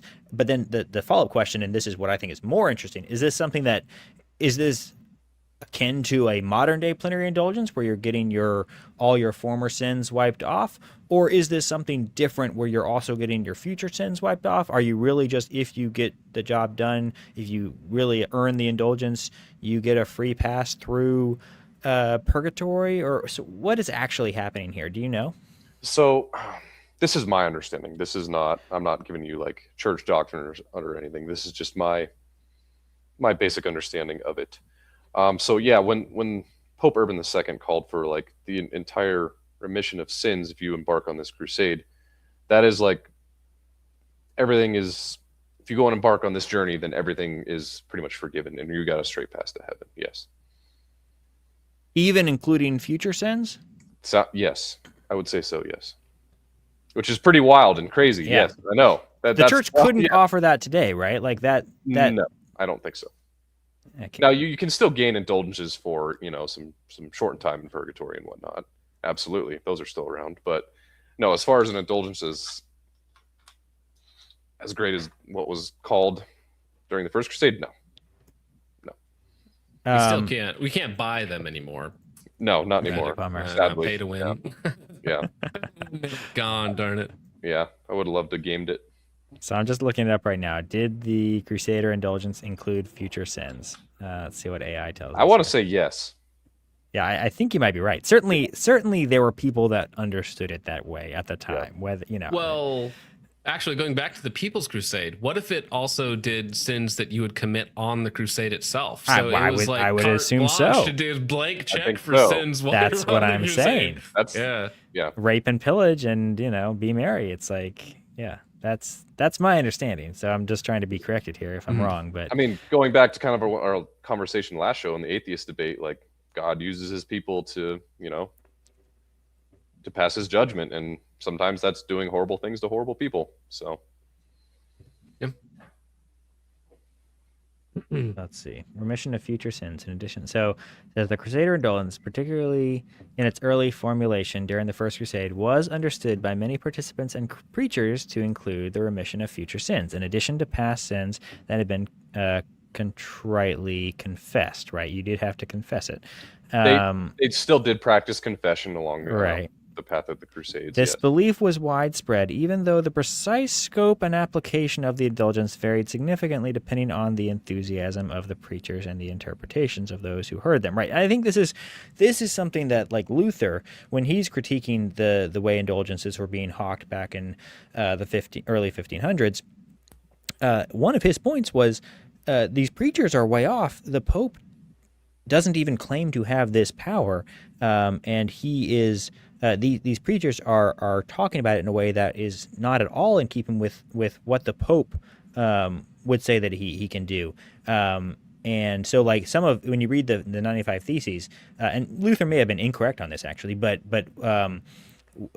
what Luther certainly thought was some of the things that seem like attacks on the Pope are actually he's basically trying to defend the Pope. So he talks about the fact that if the Pope did have this power, then why is he being withholding of this power? Why wouldn't he just give it out to everyone? Why does he require money in exchange for it? Surely, if he can just get people out of purgatory, he should do that to the entire church. And that sounds almost like an attack on the Pope, but really he's trying to argue by it's like a reductio ad absurdum. He's saying this would be absurd, so clearly the Pope doesn't actually have this kind of power. So regardless of whether Luther was correct on that, there was certainly disagreement in terms of what types of power for plenary indulgence the Pope had at the time. Well, so was it the Pope himself saying that because you do these things, I'm going to, take away your purgatory or the sins of these things? Or was he saying because you do these things, God will do that? I don't know this specific. As far as like Urban II's speech, like in the. You can just go and read his speech. So I mean, there is 5 translations of it, and they mostly do align, but yeah, I'll have to read it and see. I think part of the whole deal with indulgences is it's considered part of the Pope's keys to the kingdom is the ability to. The ability to remit sins, for remissions of sins. I mean, that's what the priest's job is as well, right? So why wouldn't? Well, yeah, from that perspective, why wouldn't the Pope have the ability to remit sins en masse for people who did this thing, right? Who embarked upon this mission? I mean, I don't know. This is just my brain coming up with thoughts, but in the sense of like the government can print money, right? If we just gave everyone $100 million, then that would make money worthless, right? Well, I'm not saying it would be right to do this, right? But I'm saying theoretically, if he has the ability to remit sins, he could also extend that to people, like more than one person at a time for doing this action, right? So I'm talking specifically about the Crusades because this had to have been the reasoning. But you have to do a good action in accordance with the church in order to get that sin remitted. Correct. Yeah, it was contingent upon an action. It's not just handing them out, willy-nilly. So. Yeah. So basically, from what I can tell, this is sort of the AI summary and seems to be in line. Basically, the exact definition of the scope of the indulgences were not clearly defined at the time, which seems like an oversight to me. If I was going to go on this crusade, I would want it written in a contract. Exactly. I'd want it signed from the Pope. Couldn't read back then, man. Come on. Yeah. Good point. But hey, so, my priest told me this. Yeah. There you go. Okay, so Second Crusade over. We can move on to the Third Crusade, which is pretty exciting. But before we get to the Third Crusade, this would be the time period when the Kingdom of Heaven, the movie, which I would recommend. I'd recommend the extended version, which I haven't actually seen, but I watched the theatrical cut, realized after the fact that it was only the theatrical cut, and was like, well, that was why it felt very condensed and like it left out important things. So I have yet to go back and rewatch the full extended version, but don't do it like I did and actually go and watch the full thing, because I've heard it's a good movie. It was good what I saw, but it definitely felt too short and incomplete. So watch the director's cut there. But overall, good movie, and that would take place between the Second and Third Crusade, because that recounts the fall of Jerusalem to Saladin and his forces, and the Third Crusade was an attempt to retake Jerusalem. So, John, take it away. Third Crusade.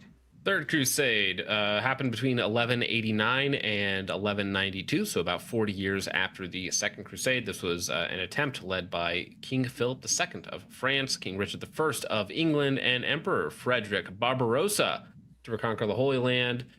So this was after the failure of the Second Crusade. The Zengid dynasty controlled the unified Syria, and then you have the Fatimid rulers down in Egypt towards the south. And then eventually Saladin actually managed to coalesce this huge group of Muslims under his rule, basically. So this the whole point of this, let me see if I can get so Edessa had fallen at this point. I believe Acre had also fallen. Acre and Jaffa had also fallen at this point. So Saladin had basically taken 80 to 90% of all of the lands held by the Crusader states at one point. And Saladin gets a pretty good he gets a pretty good rap kind of all around. Everyone seems to think that he was a pretty honorable guy, ruthless in battle, but you kind of would want that from a warlord warring king. And yeah, even from the crusading perspective, I mean, he was able to make a peace with King Richard the Lionhearted, and yeah, the history books all seem to like the Third Crusade is cool because everyone seems to like all the players all around, at least most of them. I mean, Richard the Lionhearted obviously is well respected, although he didn't do all that much for England. He's kind of best known for his crusading efforts. Back in England, he seems to have sort of abdicated his duties, and in large part, I think the reason he was called or he had to broker a peace and go back to England was because of intrigue back home, people trying to take his throne. And well, I guess that would be during Robin Hood is supposed to have taken place during that time when his brother was ruling the throne, John or something like that. So yeah, but anyways, in terms of his crusading time, a well-respected leader, well-documented crusades. That both sides had historians following them, writing down accounts of what's going on. So when you think of the Crusades, the Third Crusade is kind of like the Crusade. It's what people think about, and the style of armor and weaponry that's being used. That's kind of like the epitome of what I think most people have in their minds when they think of the Crusades. So who was the Pope at the time of the Third Crusade? So this was in a period of transition. So the previous Pope, Pope Urban III, died in October 20th of 1187, and he was succeeded by Gregory VIII. And within just a couple months of Gregory taking power, taking the place as the new Pope, he had sent letters to all the people, and he actually instituted a Saladin tithe, which was essentially an additional 10% tax on people to raise money for the Crusades. There was a specific, I was reading up on this, there was a specific tax also on the Jews of an additional 10% to fund it. But with this tax, they were actually under his specific protection, and nobody was allowed to touch them during this time because some of the previous Crusades had focused on some some aggression against the Jewish populations in the area. I like that. The Pope institutes a protection racket against the Jews. That's pretty great. That's good. And that actually continued on into the Inquisition. The Pope, I think from that time on, had was understood to have a certain responsibility to protect the Jews against the excesses of Christian fervor against the Jews, which has continued on to some degree all the way to this day. And certainly during the Inquisition, there was a desire to go after the Jews. And so the Pope was seen as having a responsibility. And even during the Holocaust, the Pope, who's often critiqued as being Hitler's Pope, does seem to have played a role in trying to rescue those who he could. So it's interesting that carries on, that the legacy of sort of the Pope as being a protector of the Jews from Christians is an interesting legacy.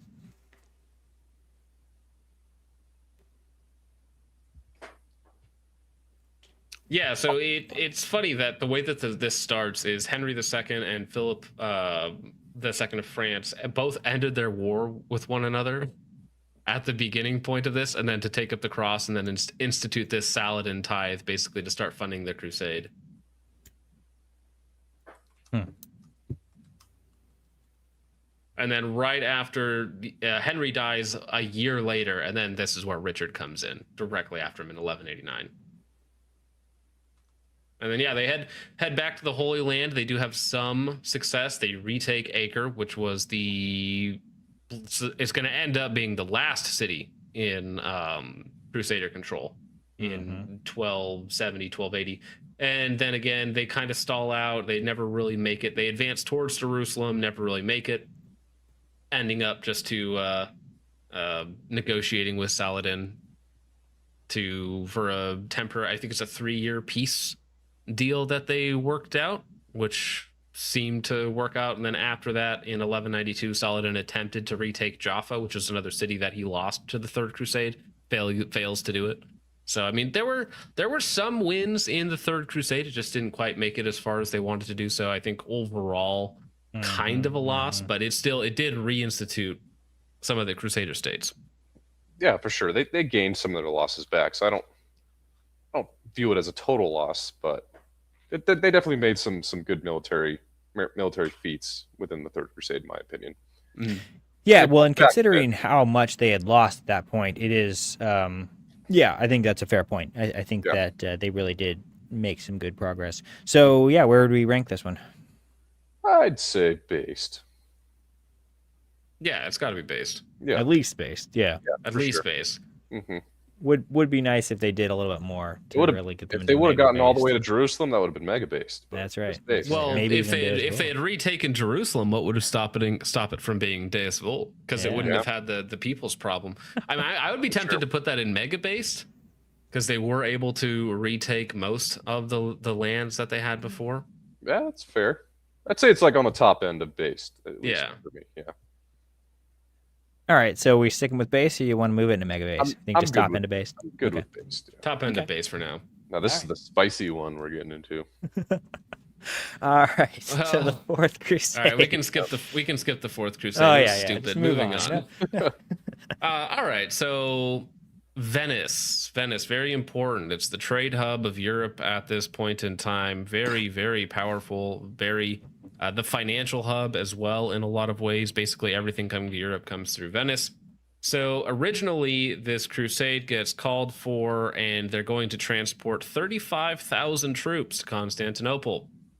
Well, it ends up there's only 12,000 troops that show up, right? Because it takes a whole year. Venice says, all right, we'll do it. We'll build you guys a fleet to take you to Constantinople. You're going to owe us this much money because it's going to take us a year to build all of these ships, and that means that's a year where we're not doing our normal trade, so you're going to compensate us, all right, for our year off.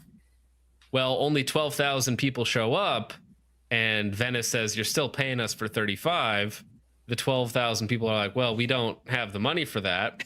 And then Venice is like, well, we're going to get our money one way or the other. So can you raid this coastal city nearby? And it happens to be Byzantine or whatnot, but we just built you this fleet. So if you could sack this city, bring us all their money, we'll call it even. Basically, what was the Pope explicitly the man in charge of the Fourth Crusade sends a letter to the Pope. Can I do this? And the Pope explicitly condemns it. Do not do this. No, you will be excommunicated if you do this. What time frame was this around? Just out of curiosity. So this is just a decade later, 1202 to 1204. 1202 to 1204. Okay. And this was called by Pope Innocent III. This is the Pope at the time. And so unfortunately, they do end up sieging the city of Zara and sacking Constantinople, which is not in the Holy Land. In case you didn't know. No, Constantinople is kind of an important Christian city. Yeah, kind of. In 1201, the Republic of Venice, which is kind of like its own independent state, contracted with the Crusader leaders to build a dedicated fleet to transport their invasion force. This led. So sorry, let me go back here. So in lieu of the payment, the Venetian Doge, which is their leader name at this point, which I didn't realize that they were called the Doge. Enrico Dandolo proposed the Crusaders back him in attacking the rebellious city of Zara on the eastern Adriatic coast. This led in November 1202 to the siege and sack of Zara, the first attack against a Catholic city by a Catholic Crusader. Because again, the Catholic Crusaders didn't really want to do that. Despite Pope Innocent III calls for the Crusaders not to attack fellow Christians, the city was then brought under Venetian control. When the Pope heard of this, he temporarily excommunicated the Crusader army, all of them. And then he wrote them after this, excommunicating them, and then commanded them to continue on their journey to the Holy Land. Which, to me, I'm like, am I still excommunicated if I die in the Holy Land, or no? This is actually really important. Yeah.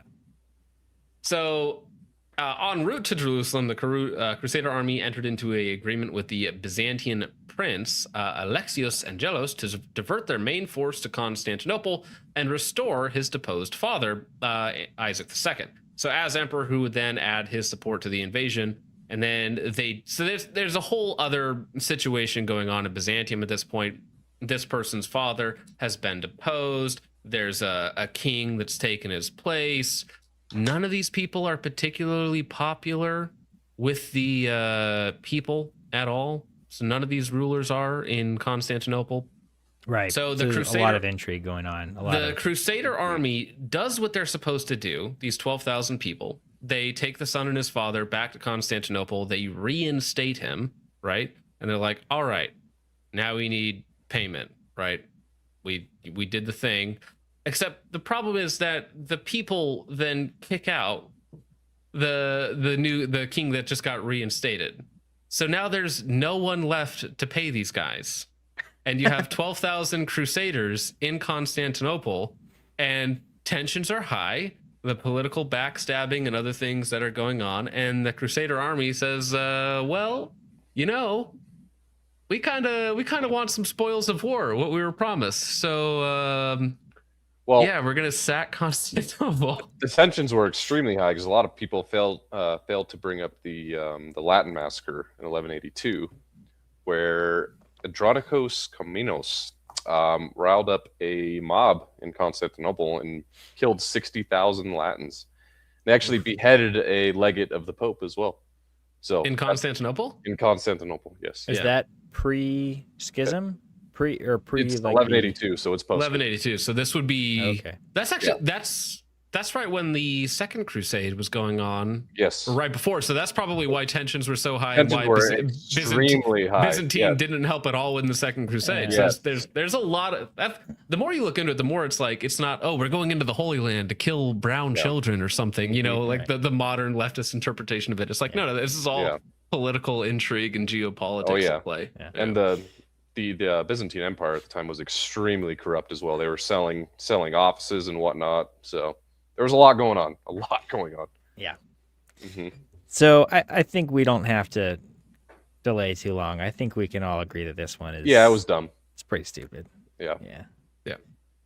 Throw this in the stupid category. Let me get a thumbnail. Now here. I can't throw all of the Crusaders under the bus because it says a half dozen of the leaders left before they just cut their losses and were like, no, we're out of here. Mm-hmm. They just left. So what was the?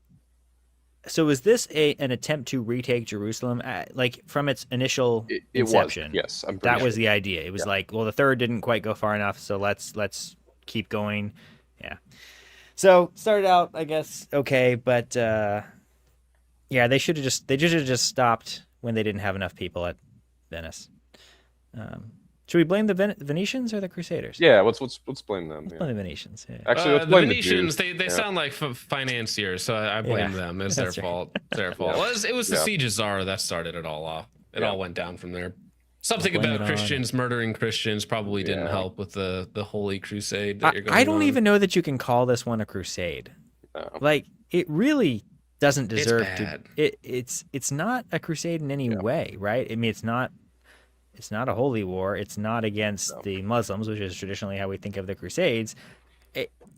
It's just infighting in between other crusades. Like, I don't know. It's obviously it was initially called as a crusade, but I mean, as a fight against the Muslims. But just because you start out with that intention, and if you never actually get around to doing the crusading part, I don't know that it deserves to be called a crusade. That's a fair point. Yeah. Yeah, and I mean, I think that this is what also ends up. It breaks the Byzantine Empire into three smaller empires, three smaller like vassal states, basically. Then you have the Latin Empire. That only lasts for about 50 years, and then you have the Reformation of the Byzantine Empire in like 1250 or so. But then it's weak. It never recovers. Constantinople never recovers, and then this is what allows it to eventually fall to the Ottomans 200 years later. So right. I mean, this is the direct result of the Fourth Crusade. So very stupid. There should be a tier underneath stupid, honestly. Mega stupid. Yeah. Mega stupid. All right. So that's So the Fifth Crusade. I don't. My research went mostly into the Fourth, with a couple kind of cursory overviews of some of the other ones, and then the children's. I'm curious to talk about that one with you guys a little bit later. But I don't know much about 5 through 7, or 5 through 9, I should say. And I think that's kind of most people, even who have studied the Crusades. Up through 4 is kind of like very well defined. I think even the fifth one is pretty well defined in terms of everyone kind of calls this the Fifth Crusade. After that, it gets a little bit murky, even in terms of the numbering. So John, you want to kind of walk us through the reason why these next ones are so unimpressive is the entire time what they've been trying to do is take Jerusalem. That's the end goal of all of these crusades. They've usually been using the Byzantine Empire to move armies across, or been landing in either Antioch or one of their other states that they have on the coast there. With the next 3 crusades, they all say, well, what if we just landed in Egypt? And they kind of do the same thing over and over again. So they land in this little city on the coast, Dalmatia, in 1218. This was also called by Pope Innocent III as well as the Fourth Crusade. So he actually called 2. The Fourth Crusade didn't work out so well. Yeah. Fifth Crusade. Let's do a redo. We got to make it up. Yeah. Well, so they land in Egypt instead, right? So they're like, okay, we're going to cut the Muslim Empire in half, and we're going to march from the south rather than from the north, right? So they take this city.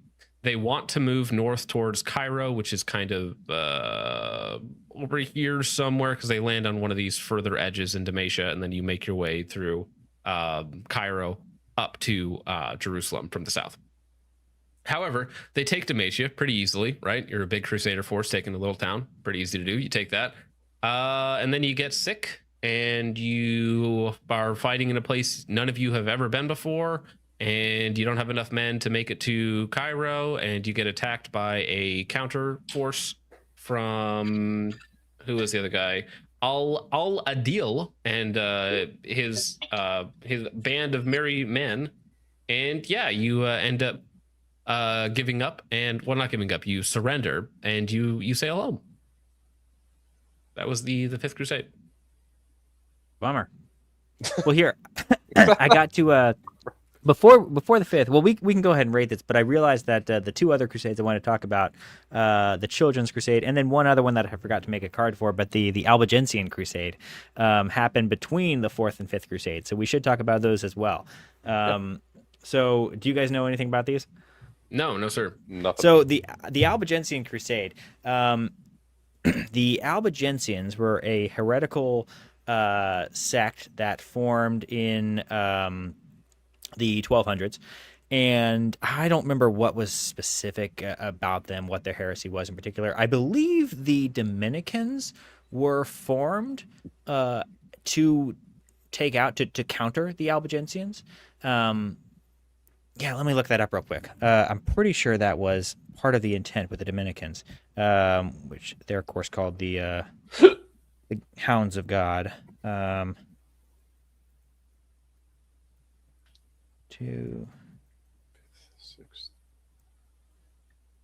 But basically, so there was a request put out to wage war against the Albigensians and to counter the heresy and basically wipe them out. And it was rather successful.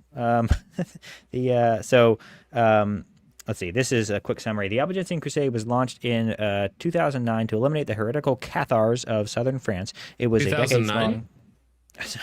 1209. Yeah, very recent.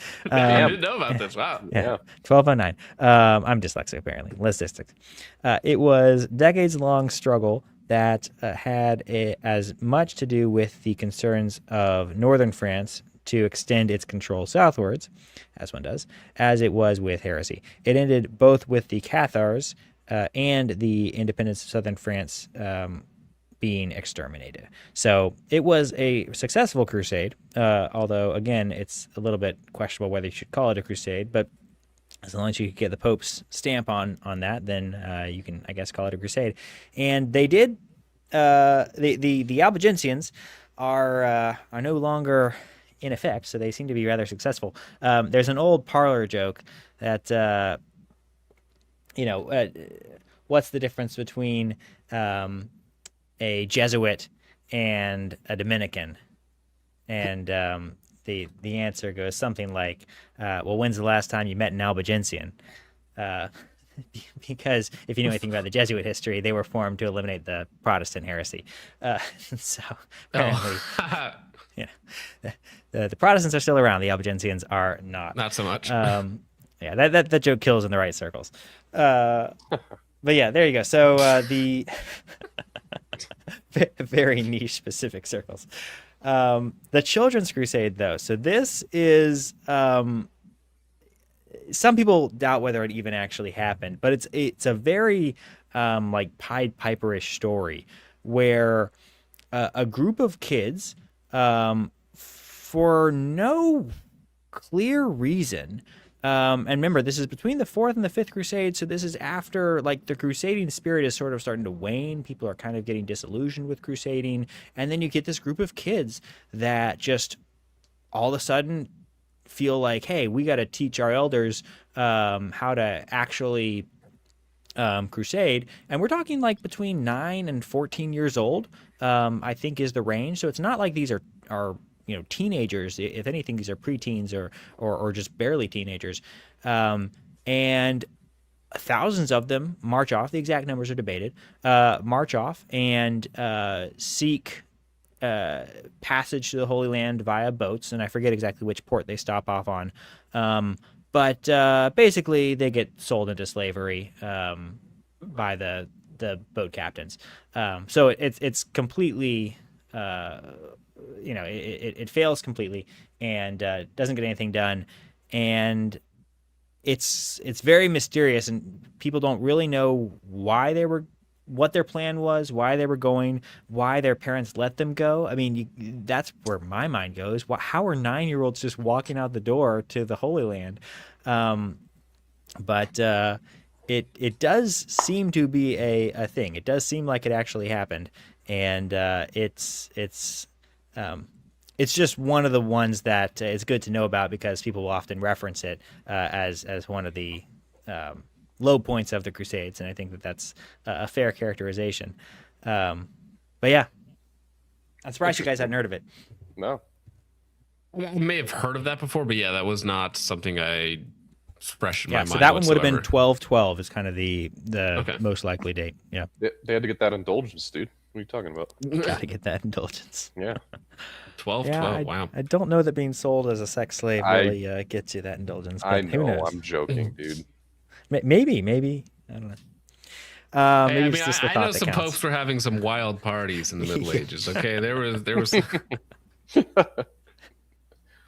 Who knows what they were promising? Okay, so then yes, we can move on to the Fifth Crusade and go ahead and rank it.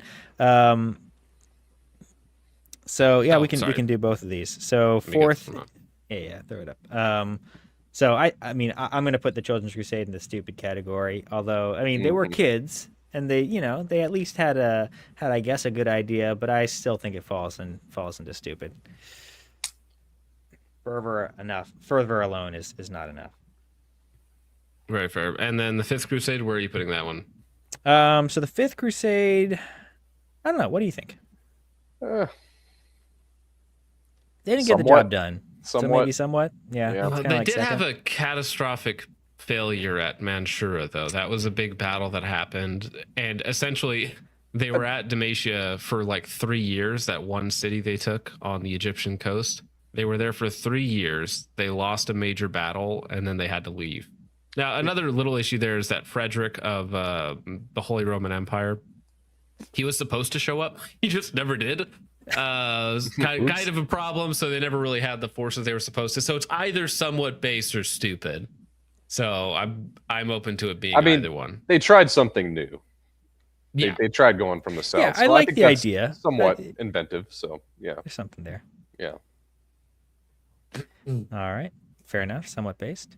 And then I don't have a card for it, but if we did, where would we put the Albigensian Crusade? How do we feel about crusading against heretics with violence? And possibly territorial gains in mind. Well, Base. that is Of course, you'd say base. well, but by that metric, you'd have to say Constantinople was based too. The Fourth I know. Crusade was based. Yeah. Hey, they did it first. Yeah. Well, there's 150 years of history at that point. Oh, I That's know. complicated. Yep. That's complicated. It's a whole can of worms. Yeah.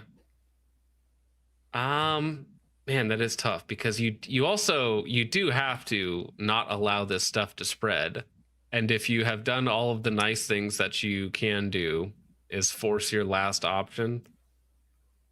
Right. Like, I mean, I don't know exactly what the Albigensians believed, but I mean, it was a legitimate heresy, and I think that. I mean, this is why Catholics and Protestants fought, right? Well, yeah, I mean, but at least Mr. Protestant had a point in that. Zog's top guy answered your Zog's- question. So yeah, Neo-Gnostic. the- Okay, yeah. there you go. Everyone to stop having children. Yeah, see, that is an issue. Well, but wait, wouldn't they just wait, die out wait. themselves? Like, Yeah, wouldn't what's they the- crusade that's themselves? That's a self-correcting position right there. Yeah. It's like, oh, you have kids, you're no longer an Albigensian.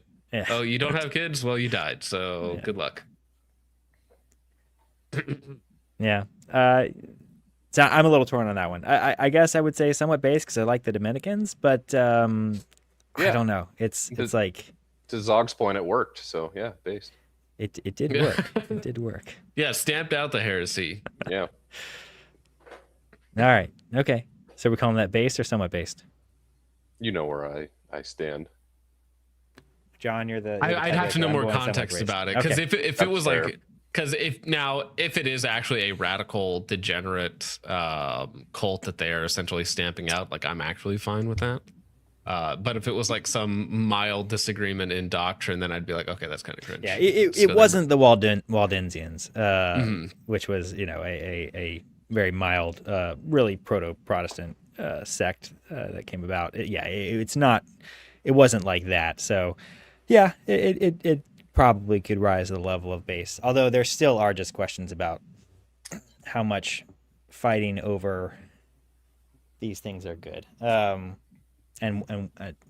at what point do you allow for liberty of conscience? And it's a legitimate discussion. Yeah. Okay. Moving on to the Sixth Crusade. Yeah, so this is a wacky continuation of the Fifth Crusade, kind of. This is a little bit later, 1226. So you have, once again, Frederick II, the king of the Holy Roman Empire, who was supposed to be in the Fifth Crusade, was not. So he was commanded to go again, please. The death of the Pope Honorius III in 1227, the new Pope Gregory IX entered in that year and really doesn't like Frederick. Possibly because of his abandonment of the Second Crusade, possibly because Frederick's a bit of a dick in his personal life. Spoiler alert, during the Sixth Crusade, Gregory IX excommunicates Frederick. Once again, so yeah, German, Sicilian, English armies are marching through to kind of retake parts of Syria and Palestine. So we're kind of in this area over here right now, with the goal of taking Jerusalem. Right, that's always the goal of these things. So Frederick at one point gets sick, and he's not able to continue. That's his excuse. And because of this, it literally states the Pope did not know or care about Frederick's illness. And he just didn't live up to his agreement with the Pope, because part of his agreement with Pope Gregory IX was that you are going to go to the Holy Land, you are going to capture Jerusalem, or I will excommunicate you. He didn't do that, and so he gets excommunicated while sick on a journey to the Holy Land, which is not a great start. Dang. Not a great start so far. He attempts to be reconciled with Gregory, sending the Archbishop of Magdeburg to go talk to the Pope directly to attempt to not be excommunicated, though he is technically excommunicated at this point. They stop in Cyprus, which is this island right here, which is where a lot of the staging and landings would be done from Cyprus, which was held for a long time by the Crusader states. So in Cyprus, this is where they hang out for a little while, and then there's treaties in Jerusalem. I'm trying to find out what they actually did. Oh yeah, no. So the Sixth Crusade, not a military crusade. This one here is actually really the diplomatic successful. One. Yeah, really successful without fighting a battle, which probably did not make the Pope particularly happy, considering how much he dislikes Frederick doing all of this at the time, and who is, again, currently excommunicated while brokering all of these peace deals in the Middle East. So yeah, not happy. Henry's also not happy. Frederick is very happy with he says, great success of the endeavor. Henry III, not so happy. And then there's a 10-year peace deal for Jerusalem, so they actually take advantage of warring factions within the different factions of Muslims, the South, the West, all this sort of fun stuff. And at this time, you also have the Mongols to the east, who are starting up their advance into Muslim territory as well. And Pope Gregory IX not very happy with this, so it kind of ends with the 10-year peace deal. As soon as the 10-year peace deal is up in 1239, Pope Gregory IX immediately calls for another crusade. So that's the Sixth Crusade is kind of interesting because it happened. There was a peace deal. So how long did we hold Jerusalem? 10 years. Well, it was not. The peace deal was for 10 years. They end up losing the. Let me fast forward here for a second. They end up losing that. From my understanding, it was kind of like a coexisting in Jerusalem. Like Muslims and Christians were both there simultaneously, kind of sharing it. Yeah, well, it was under Christian control because that was part of their deal, was that they were given lands along the coast in Jerusalem in exchange for not interfering with their civil war, essentially, that was going on between them. So that was in 1229. There was a 10-year peace deal, and I want to say they held it until 1241, but this is in the Seventh Crusade. Okay, so before we move on to the Seventh, I think it's hilarious that Warhammer Weekend Time started a Deus Vult tower. You don't actually need a tower for that one. You can just write Deus Vult in the comments and YouTube won't censor you, but thank you, Warhammer. Just force of habit. I don't want you to know, but you can just write Deus Vult for free as many times you want. Yeah. Now you know. Shall we rate it? Let's do it. All right. I mean, I'll just say I think it's pretty based. Yeah, I'd say this is almost mega based. I would put it in mega based. If you can peacefully negotiate a transfer of the Holy Land without even having to fight a battle. I mean, I get that Pope didn't like Frederick. Frederick has his issues. Abandoning the Fifth Crusade's a little cringe, getting sick and not holding up your end of the bargain. But yeah, I would actually, this is one of those areas where I would love to be around the Pope while he's discussing Frederick and all of his dislike of this man. Because Frederick is probably like some pompous, arrogant dick. And the Pope just sees him as this person who's like, because at this point, am I right in the Holy Roman Empire was appointing popes, or was the popes appointing the emperors? This would have been, when you say emperor, you're talking about the Holy Roman Empire? Yeah, the king of the Holy Roman Empire. Right? Yeah. Because there was a time where they were very, very highly intertwined. So I'm sure the political machinations the Pope has taken back. But there's a specific Pope who basically takes that power away from the Holy Roman Emperor. I'd have to review my timeline. I'm not sure. I know you guys already won the majority vote, but I still want to cast my opinion. There's There's no gay section, so I'd say somewhat based, but yeah. Really, that low? Somewhat. Yeah, based? dude, it's a crusade. I want war, dude. I want dead Muslims. Yeah, these pussies. Yeah, dude, that's gay, man. So somewhat based, but yeah. All right, fair enough. Fair enough. I think majority still rules. We're going to keep it. It does, yeah. So my opinion doesn't matter in this case, but I'm still going to give it to you. Thanks for playing. Well, I mean, does that bring the average down to base? Because if you have 2 in mega base and then 1 in somewhat base, it's like there's a disparity there. Does that bring it down? I don't know. Are there any other contenders for Mega Based? Are we just gonna leave that completely blank? That makes me sad.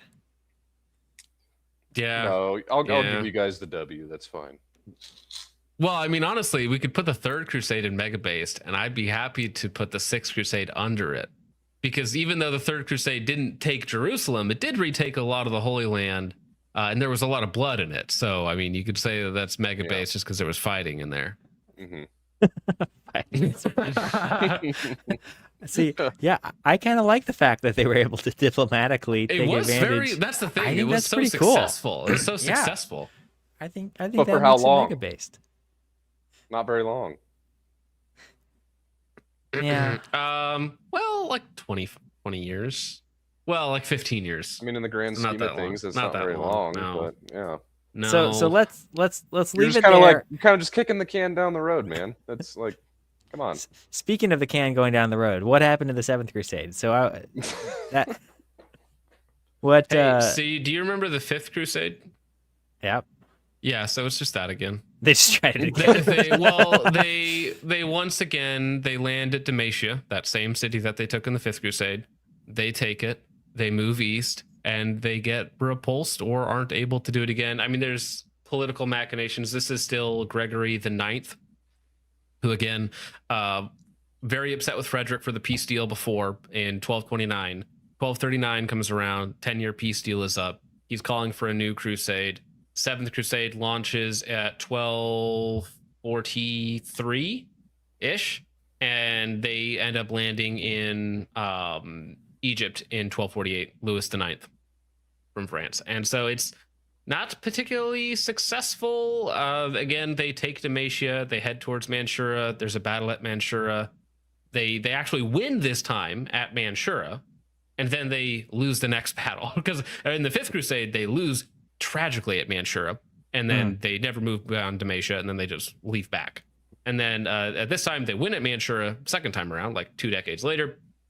But the Battle of Farisker, 1250 at this point, is called the Disaster at Farisker. So you can kind of, a little bit of foreshadowing there. It does not go particularly well. Louis IX gets taken prisoner by the Muslims, and then they end up having to buy their king back. Ooh. So Yeah. and that was basically it. So the king gets captured. They have a tragic loss of the French military in Egypt, and that's really it. That's borderline stupid, man. Honestly. Yeah, the funny little addendum to this, though, there is now Louis actually spent a couple years in the Holy Land post-release. So he hung out there in Acre for some reason, even though his army had gone back home at this point because they had to ransom him and the rest of his nobles that were captured. But there was like a little addendum in 1251. Apparently, this is called the Shepherd's Crusade, which is we've seen this before. A popular crusade of poor shepherds and peasants from the Low Countries of northern France who set out with the objective of aiding the captive Louis IX and rescuing the Holy Land from the infidels. So Louis is captured at this point, and you have a bunch of poor shepherds from France heading to the Holy Land to try and save their king. 60,000 of them. They make it. How far do they make it? Let me see here.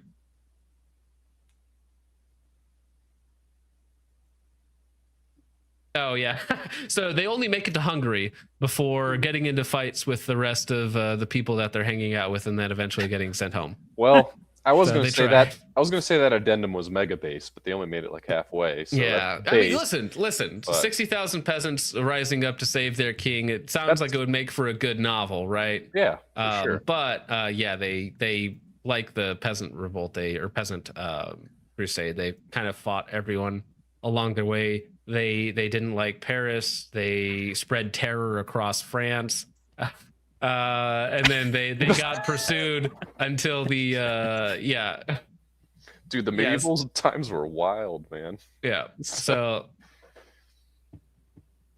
this is weird. So their leader was called the Master of Hungary. They carried a banner on which was depicted the Blessed Virgin appearing to the Master of Hungary. Eventually, in France, I think, while they're getting chased by the French army after causing terror across France. They kill him, and then everybody else goes home. So, yeah. That happens. Little done. Oh, there was also other political machinations about this time. So with the Seventh Crusade, they actually Gregory the Ninth actually went to this area around Byzantium, specifically wrong button, specifically to negotiate with the Mongols for their help in the invasion. So I think their plan was to do kind of a two-pronged assault. So one from the south in Egypt, moving up from this, and then to get the Mongols from the east to attack from the other side. I think that was their plan. And Gregory the Ninth actually did the negotiations himself with the Mongols. It's kind of cool. He wanted that Holy Land, man, back. 2 crusades, upset at Frederick for it. So yeah, I mean, I don't know. Is this? I mean, it sounds. Probably by rights we should put it in somewhat based. It feels like it falls right in line with the second, the fifth. Yeah. I don't know that there's really anything to set it apart to make it more based. I concur. Yeah, I don't think it's particularly special. But yeah, somewhat based. They attempted it. They got a little bit farther this time. They actually won at Manchester before having a tragic defeat later on and getting their king captured. So I think at best you could say it's somewhat based. Now, if those peasants made like a heroic like rescue story out of it, man, That would have been pretty cool. That would have been pretty cool, but didn't happen. So yeah. You're gonna need a bigger somewhat based column here in a second. Yeah, I know we're about to run out here. What happens if you extend it? Does it? Yeah, it should just makes another title there. All right. So what about the 8th? Well, you remember Louis the Ninth of France? Well, he gets back to France and he's like, "We should do that again." So much on the which is funny. It's now this is like 2 decades later, so this is in 1270. So this is about 15 years post capture, post tenure in the Holy Land. He comes back, and in 1270, he's like, I don't like Egypt. Let's not do Egypt. Let's go to Carthage instead. Now, if you look on the map, you'll notice Carthage it's a long ways away from Jerusalem. It's, it counts. It used to be under Christian control. So, I mean, this is a crusade. But yeah. So 16, so this is under Pope Urban IV at the time. This actually interesting at this time too. This is when the Byzantines actually recapture Constantinople from the Latins. So this is where that actually changes hands from them losing it at the 4th Crusade. So during the 5th Crusade, or around the time frame of the 8th Crusade, is when they recapture that. Mongols are still doing their Mongol things.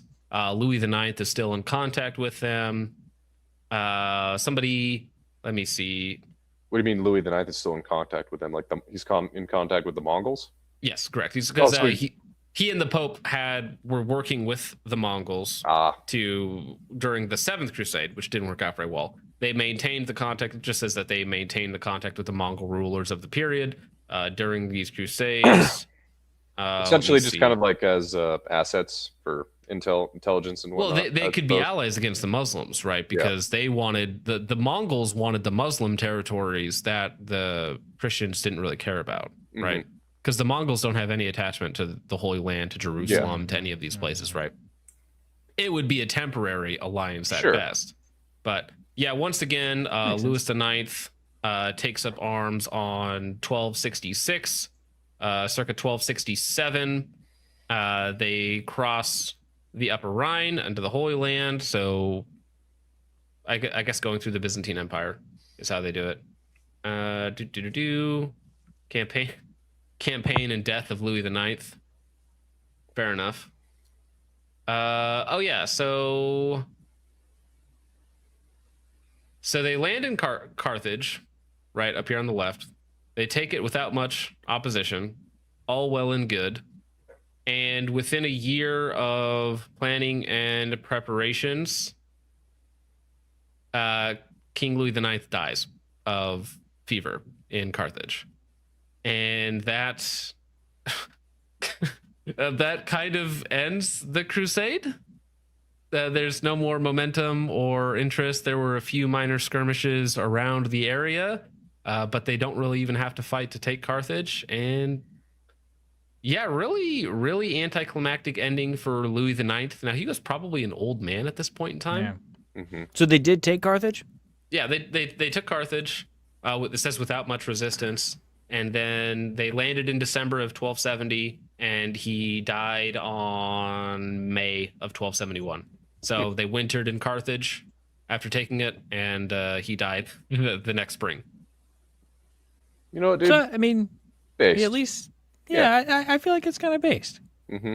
It's like he it's did just a send-off for an old crusader, you know? Yeah. It's like... He took some Muslim land. Like, that's cool, man. Yeah. I mean, I guess they wanted to go farther probably, but hey, I'm sure they did, yeah. They did something. All right. Cool. So we're coming to the end here. So the ninth, is this one that's kind of contested, whether it's actually a crusade or just sort of an addendum to the Eighth Crusade? Well, it's called Lord Edward's Crusade, sometimes called the Ninth Crusade. So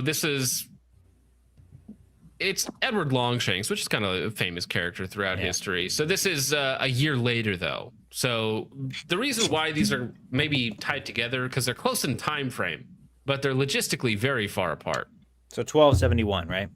1271 to 1272 is this, whereas Louis IX dies in Carthage in the beginning of 1271. Gotcha. Like 2,000 miles away from the Holy Land. Or maybe not 2,000 miles, but a long ways away. Yeah. So this is basically to hold on to Acre, because this is the only thing that they have left at this point, I think, is Acre. Right, because Antioch has fallen, Tripoli has fallen, or let's see. Well, I think Antioch fell in 1268. Tripoli they still hold at this point. Yes. Acre they hold until 1291, I believe. So yeah, Acre was currently under siege during when Edward arrived. So this was like a relief army for Acre, basically. Gotcha. Okay. It didn't fall for another 20 years, so they did something. Yeah, so this is kind of it says that he didn't even have enough soldiers to mount an offensive, so it was like a crusade in name only, because it was essentially a relief army to save Acre. Yeah. Save Acre. I mean, that's something. I mean, it worked, which is funny though, because at this time the Venetians, those fancy or crafty financiers, they were actually establishing trade with the Mamelukes. So now they're not particularly interested in crusades anymore, because there's now lucrative trade opportunities with the Muslims in place. So there's less and less financial incentive to actually promote war, because one of the issues early on that I guess we didn't really talk about was the trade routes of losing the Mediterranean to Muslim pirates was awful for everybody, because no trade was safe across it. You couldn't move things from one point to the other. And so it actually, if you look at the flow of coins in the Middle Ages before the Crusades, you can see that before the Muslims in the first 600 years, the trade of currency was widespread and everywhere. And then after they took over the southern half of the Mediterranean, it just stopped. So the flow of goods and services and money and all that fun stuff just absolutely stopped for hundreds and hundreds of years, which actually stifled Europe's economy, which really, really set them back. But at this point in time, you know, as we're nearing the 1300s and you have now valuable trade routes established and you actually have connections with people and you're no longer warring all the time. Now there's incentive not to be at war with these people when you can just be making money off of them. Right. Right. There's a reason Shakespeare wrote A Merchant in Venice. Yeah. Yes. Yeah. No. Okay. So, I mean, I guess a relief force to help out Acre. I mean, it's somewhat based, I guess. Right? It's not stupid. I mean, it was successful. They held Acre for another 20 years. Yeah. Mega based. Put it You can't in put that in mega based. Dude, it's like one last hurrah, man. He did win. I mean, he was successful in his goals, but yeah, he did not have a large enough army to actually do anything further than that. We can't put the Ninth Crusade over the Third Crusade, and maybe the Third Crusade is mislabeled. I think the Third Crusade is mislabeled. It has to go into mega base. All right, we got to move the Third Crusade. It has to go into mega base. Yeah. I'm comfortable with the Ninth in based. Okay. Base. And then I still like the 6th in Mega Based. I think that it did mostly what it accomplished. So here's a question about the 6th Crusade, and I'm not quite clear on this. So did Frederick pussy out and just not wipe out the Muslims controlling Jerusalem, or did he not have the forces to? Like, was diplomacy the next best, the most successful outcome, or did he just not press his advantage? That's my big question. Like, if he could have wiped out Muslim control and just taken it over and pussied out in the end, then yeah, I agree. That's kind of gay. Are we? I don't know, John. Do you know what Frederick's chances were? Well, so more? It seems like he was a crafty person who often got around the rules and might have even been a bit of a coward, because he'd already skipped out on. People often are. Well, he skipped out on the Crusade beforehand. Right, and then that's true. Right, he had a long history of not fighting in Crusades. Yes, and he got excommunicated for delaying his travel in the first place to the Holy Land. So, to me, that gives credence to the idea that the Pope was not happy with his performance and his inability to actually commit to what he had been told to do. Which, you never know. Maybe he was actually in a really good position with great armies. I should try to look up the size of his force that he had compared to his belligerents. But what would make sense here, if he did actually have a powerful enough army, the reason why the Muslims were willing to strike a deal with him in the first place is because they were in a weakened state. They would never do that if they were together. So that would have also been a prime opportunity to strike. Yeah. It would have had to have been. There's no way they would have given up Jerusalem willy-nilly because they were in a good position. That was probably the best deal for the Muslims. And Frederick said, what? I got to recapture Jerusalem without any work at all? Heck yeah. And the Pope's like, that's not what I asked you to do. It's just hard because the 6 is the only one that actually achieved the goal. Even if it was tentative and even if it was kind of a half measure, but it still did more in effect than the 3rd Crusade did. But if we theorize, and let's say the 6th Crusade had been the conquest it was intended to be, and then there wouldn't have needed to be a 7th, 8th, or 9th Crusade. Yeah. Or maybe we held the Holy Land even longer. Mm-hmm. You know, it could have been different, right? Because if we had actually pushed them back and weakened them to a point where the Mongols could have taken them over, then we could have been fighting the Mongols for the Holy Land in 100 years, right? You never know. Mm-hmm. Yeah. All right. So are we moving the 6th Crusade to base? So, I mean, I maybe base. Because, yeah, I feel, I don't know. It's complicated, right? Because, let's say if God tells you to go to this place like he did with the Israelites and, kill the Canaanites, or for Saul to kill the king, right? You don't do it, even if you achieved the goal of defeating your enemy, but you didn't do it in the way God wanted you to do it. That's missing the mark. So I'm not saying that I don't know all of the intricacies of this. I'm just theory crafting here, so I'm not saying anything concretely. Yeah. All right, folks in the audience, go ahead and put based or mega based in the chat as a little vote. Or can we actually create a vote? We might be able to actually create a poll. I can put a poll. Yeah, put a poll. Let's do that. For the 6th Crusade? Yeah, 6th Crusade. Based or mega based. Let's see. Let's let the audience decide. Fine. Oop, gotta actually spell. And don't add a gay option, because then that would win. That would win. Yeah. Steal all the votes. All right, fine. 6th Crusade, based or mega based, in the chat right now. So then I did go ahead and add the Reconquista. Sure. While people are voting on that, because it's basically a crusade. If we're gonna count taking Carthage as a crusade, then might as well include retaking Spain. We landed in Carthage. Our king died. We left. Right. So I think definitely this could be considered part of the Crusades. What is the timeline on the Reconquista? I mean, obviously it's a long and storied history of Moors in Spain. Mm-hmm. When do we actually win? Well, so it's complicated. So in 632, Muhammad dies. The invasion starts in like 650, and within 70 years, they have the entirety of what would now be considered Spain. I think at that time it's the Iberian Peninsula is what they would call it. And so, yeah, that's within 70 years.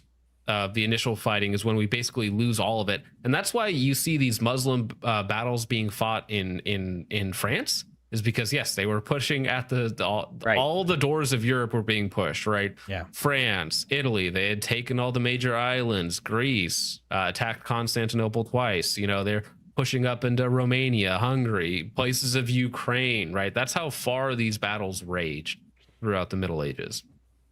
But as far as the actual timeline, I have this helpful, handy dandy little video which was provided to me by Twitter. It's fantastic. So this is 717. Christian states of France to the north and the rest of Europe, and you have the Umayyad Caliphate, and you'll see it kind of break apart and changed into its different vassals as it moves on. But no, it is a 775 year, you know, I'm sure there were hot moments and cold moments throughout all of it, but a very tenuous millennia, basically, for Spain, where it reverts from Christian European control. Well, I don't even know if you could consider it Christian in 650 when it was initially invaded.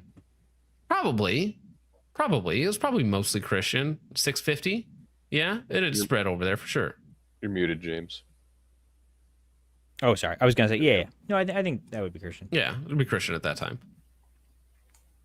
But yeah, and you can see it was just painful step by step. You can see West Francia at different times, the different little countries and things that came about in the midterms, you know, some of them lasting for like 100 years, right? Jeez. But now are something else. And then the last little push for Granada at the end. And then you have what is at the end here, you can see Aragon, which was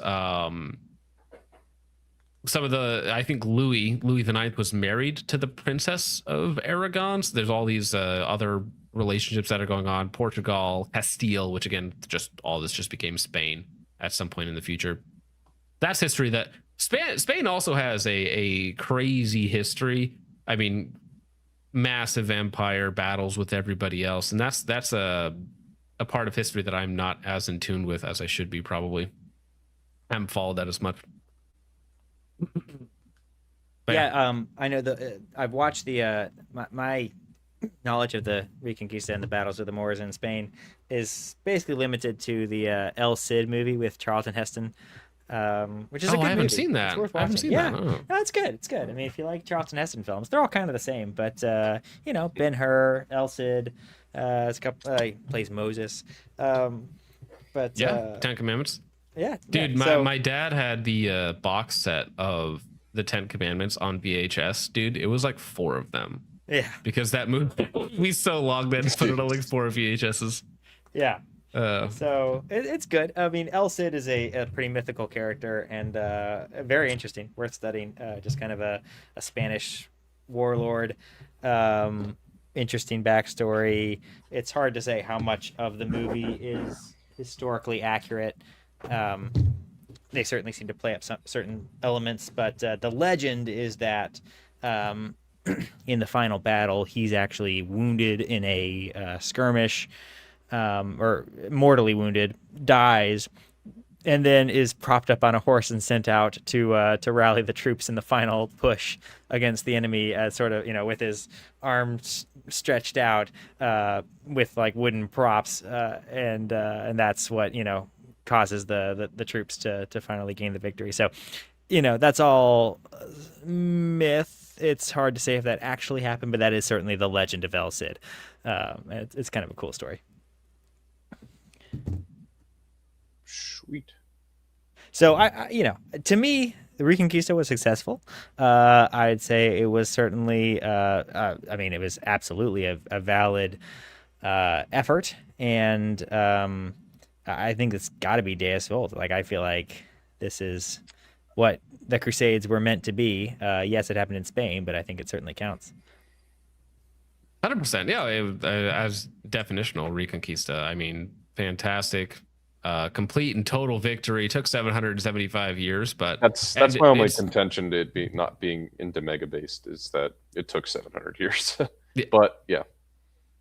I mean, it's a big place. I mean, when you think about That's right. Spain's large. Yeah, the for sure. geography of what they were able to reconquer in Spain versus what they were able to take in the Holy Land, which was basically a strip along the coast for the most part, is what they actually held in the Holy Land. And think of the strategic positioning. I mean, had they not done it, then we'd probably still be fighting the Muslims in Europe. I didn't say that, but now we just fight them in a different way. right. And Spain is still Christian now to today. So Yeah. absolutely.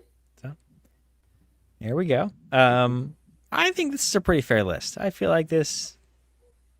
Yeah, this is a solid tier list. The stupids are correct. The peoples, the fourth, and the children's. Those are correct. Yep.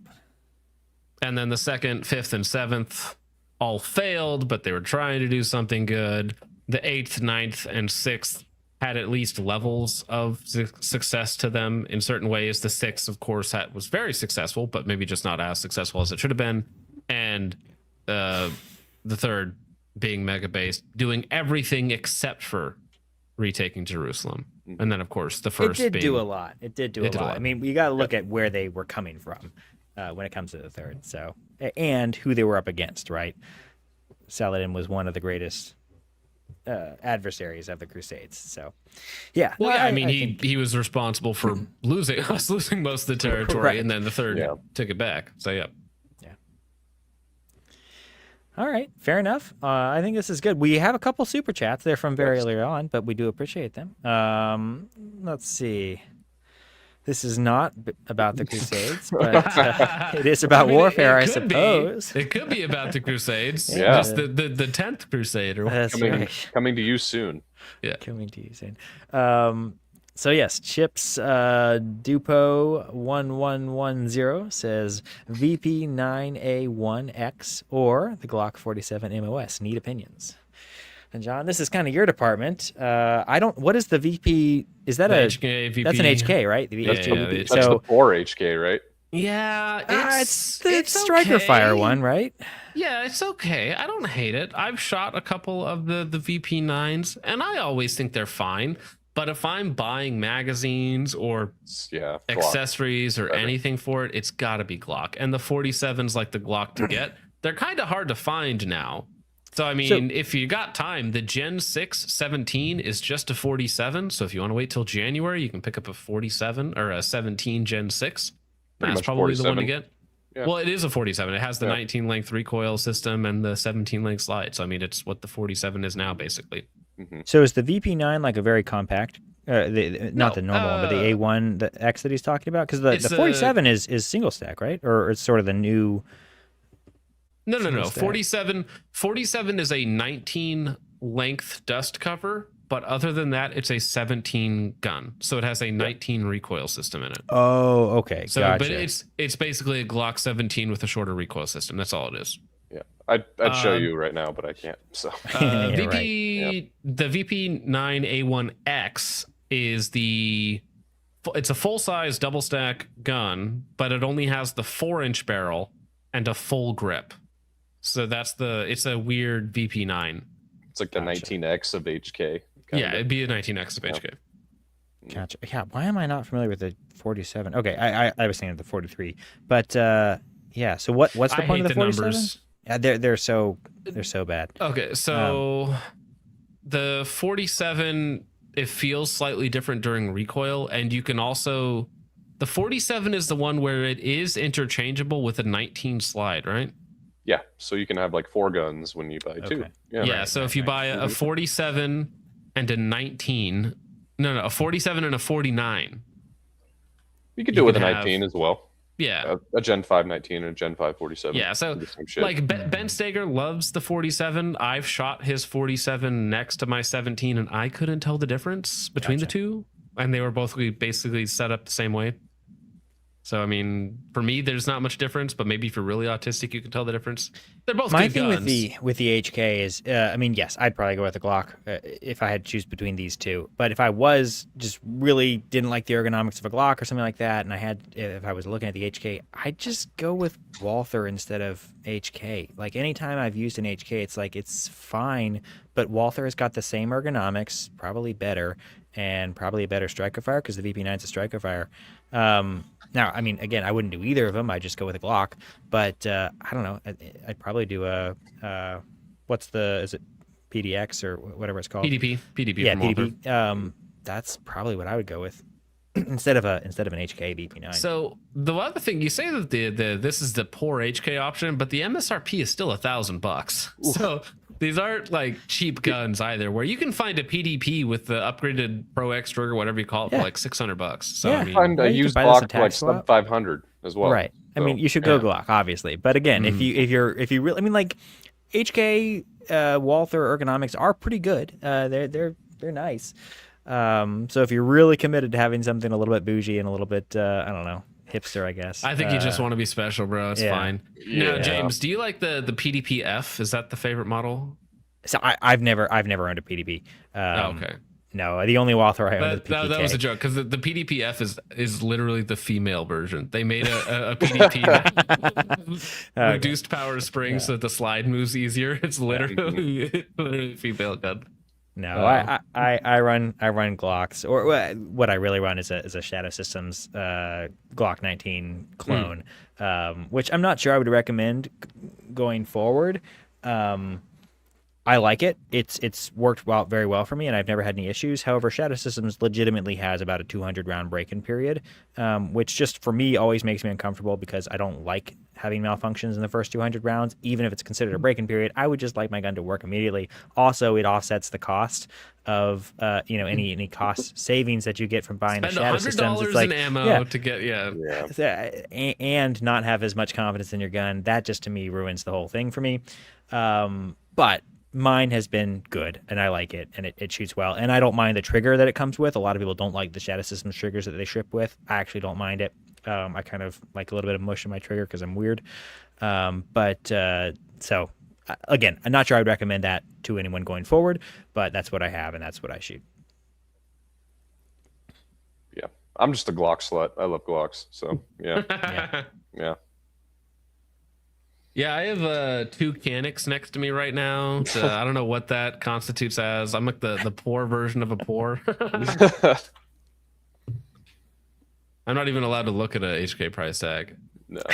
I think we had one more, too. We did have one more. Yes. Subarctic Psycho for 5s. Okay, thanks. Unpunctual and homosexual, like the Sixth Crusade. It was James' fault.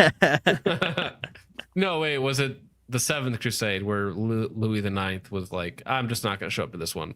No, that was the Fifth. The Fifth Crusade he didn't show up to, and then he showed up to the Sixth. I mean, that is pretty intrinsic of the French, so yeah. Well, actually, sorry, I didn't. I said Louis the Ninth. I meant Frederick. Right, the Second. Frederick.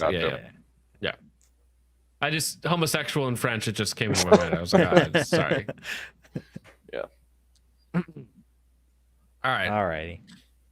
Well, good stuff. That was fun. Yeah, this has been a lot of fun, and we're going on almost 3 hours now. Yeah. Good stream, good time, good Tuesday night. Thank you for being here with us, guys. We will be back next Tuesday, and we appreciate you guys. Thanks for your super chats. Thanks for your interaction. Did we get a final tally on the Sixth Crusade? It's based. 85% says based. All right, leave it there. Thank you guys. We appreciate you being here. John, Christian, thanks for being here. Good night. God bless.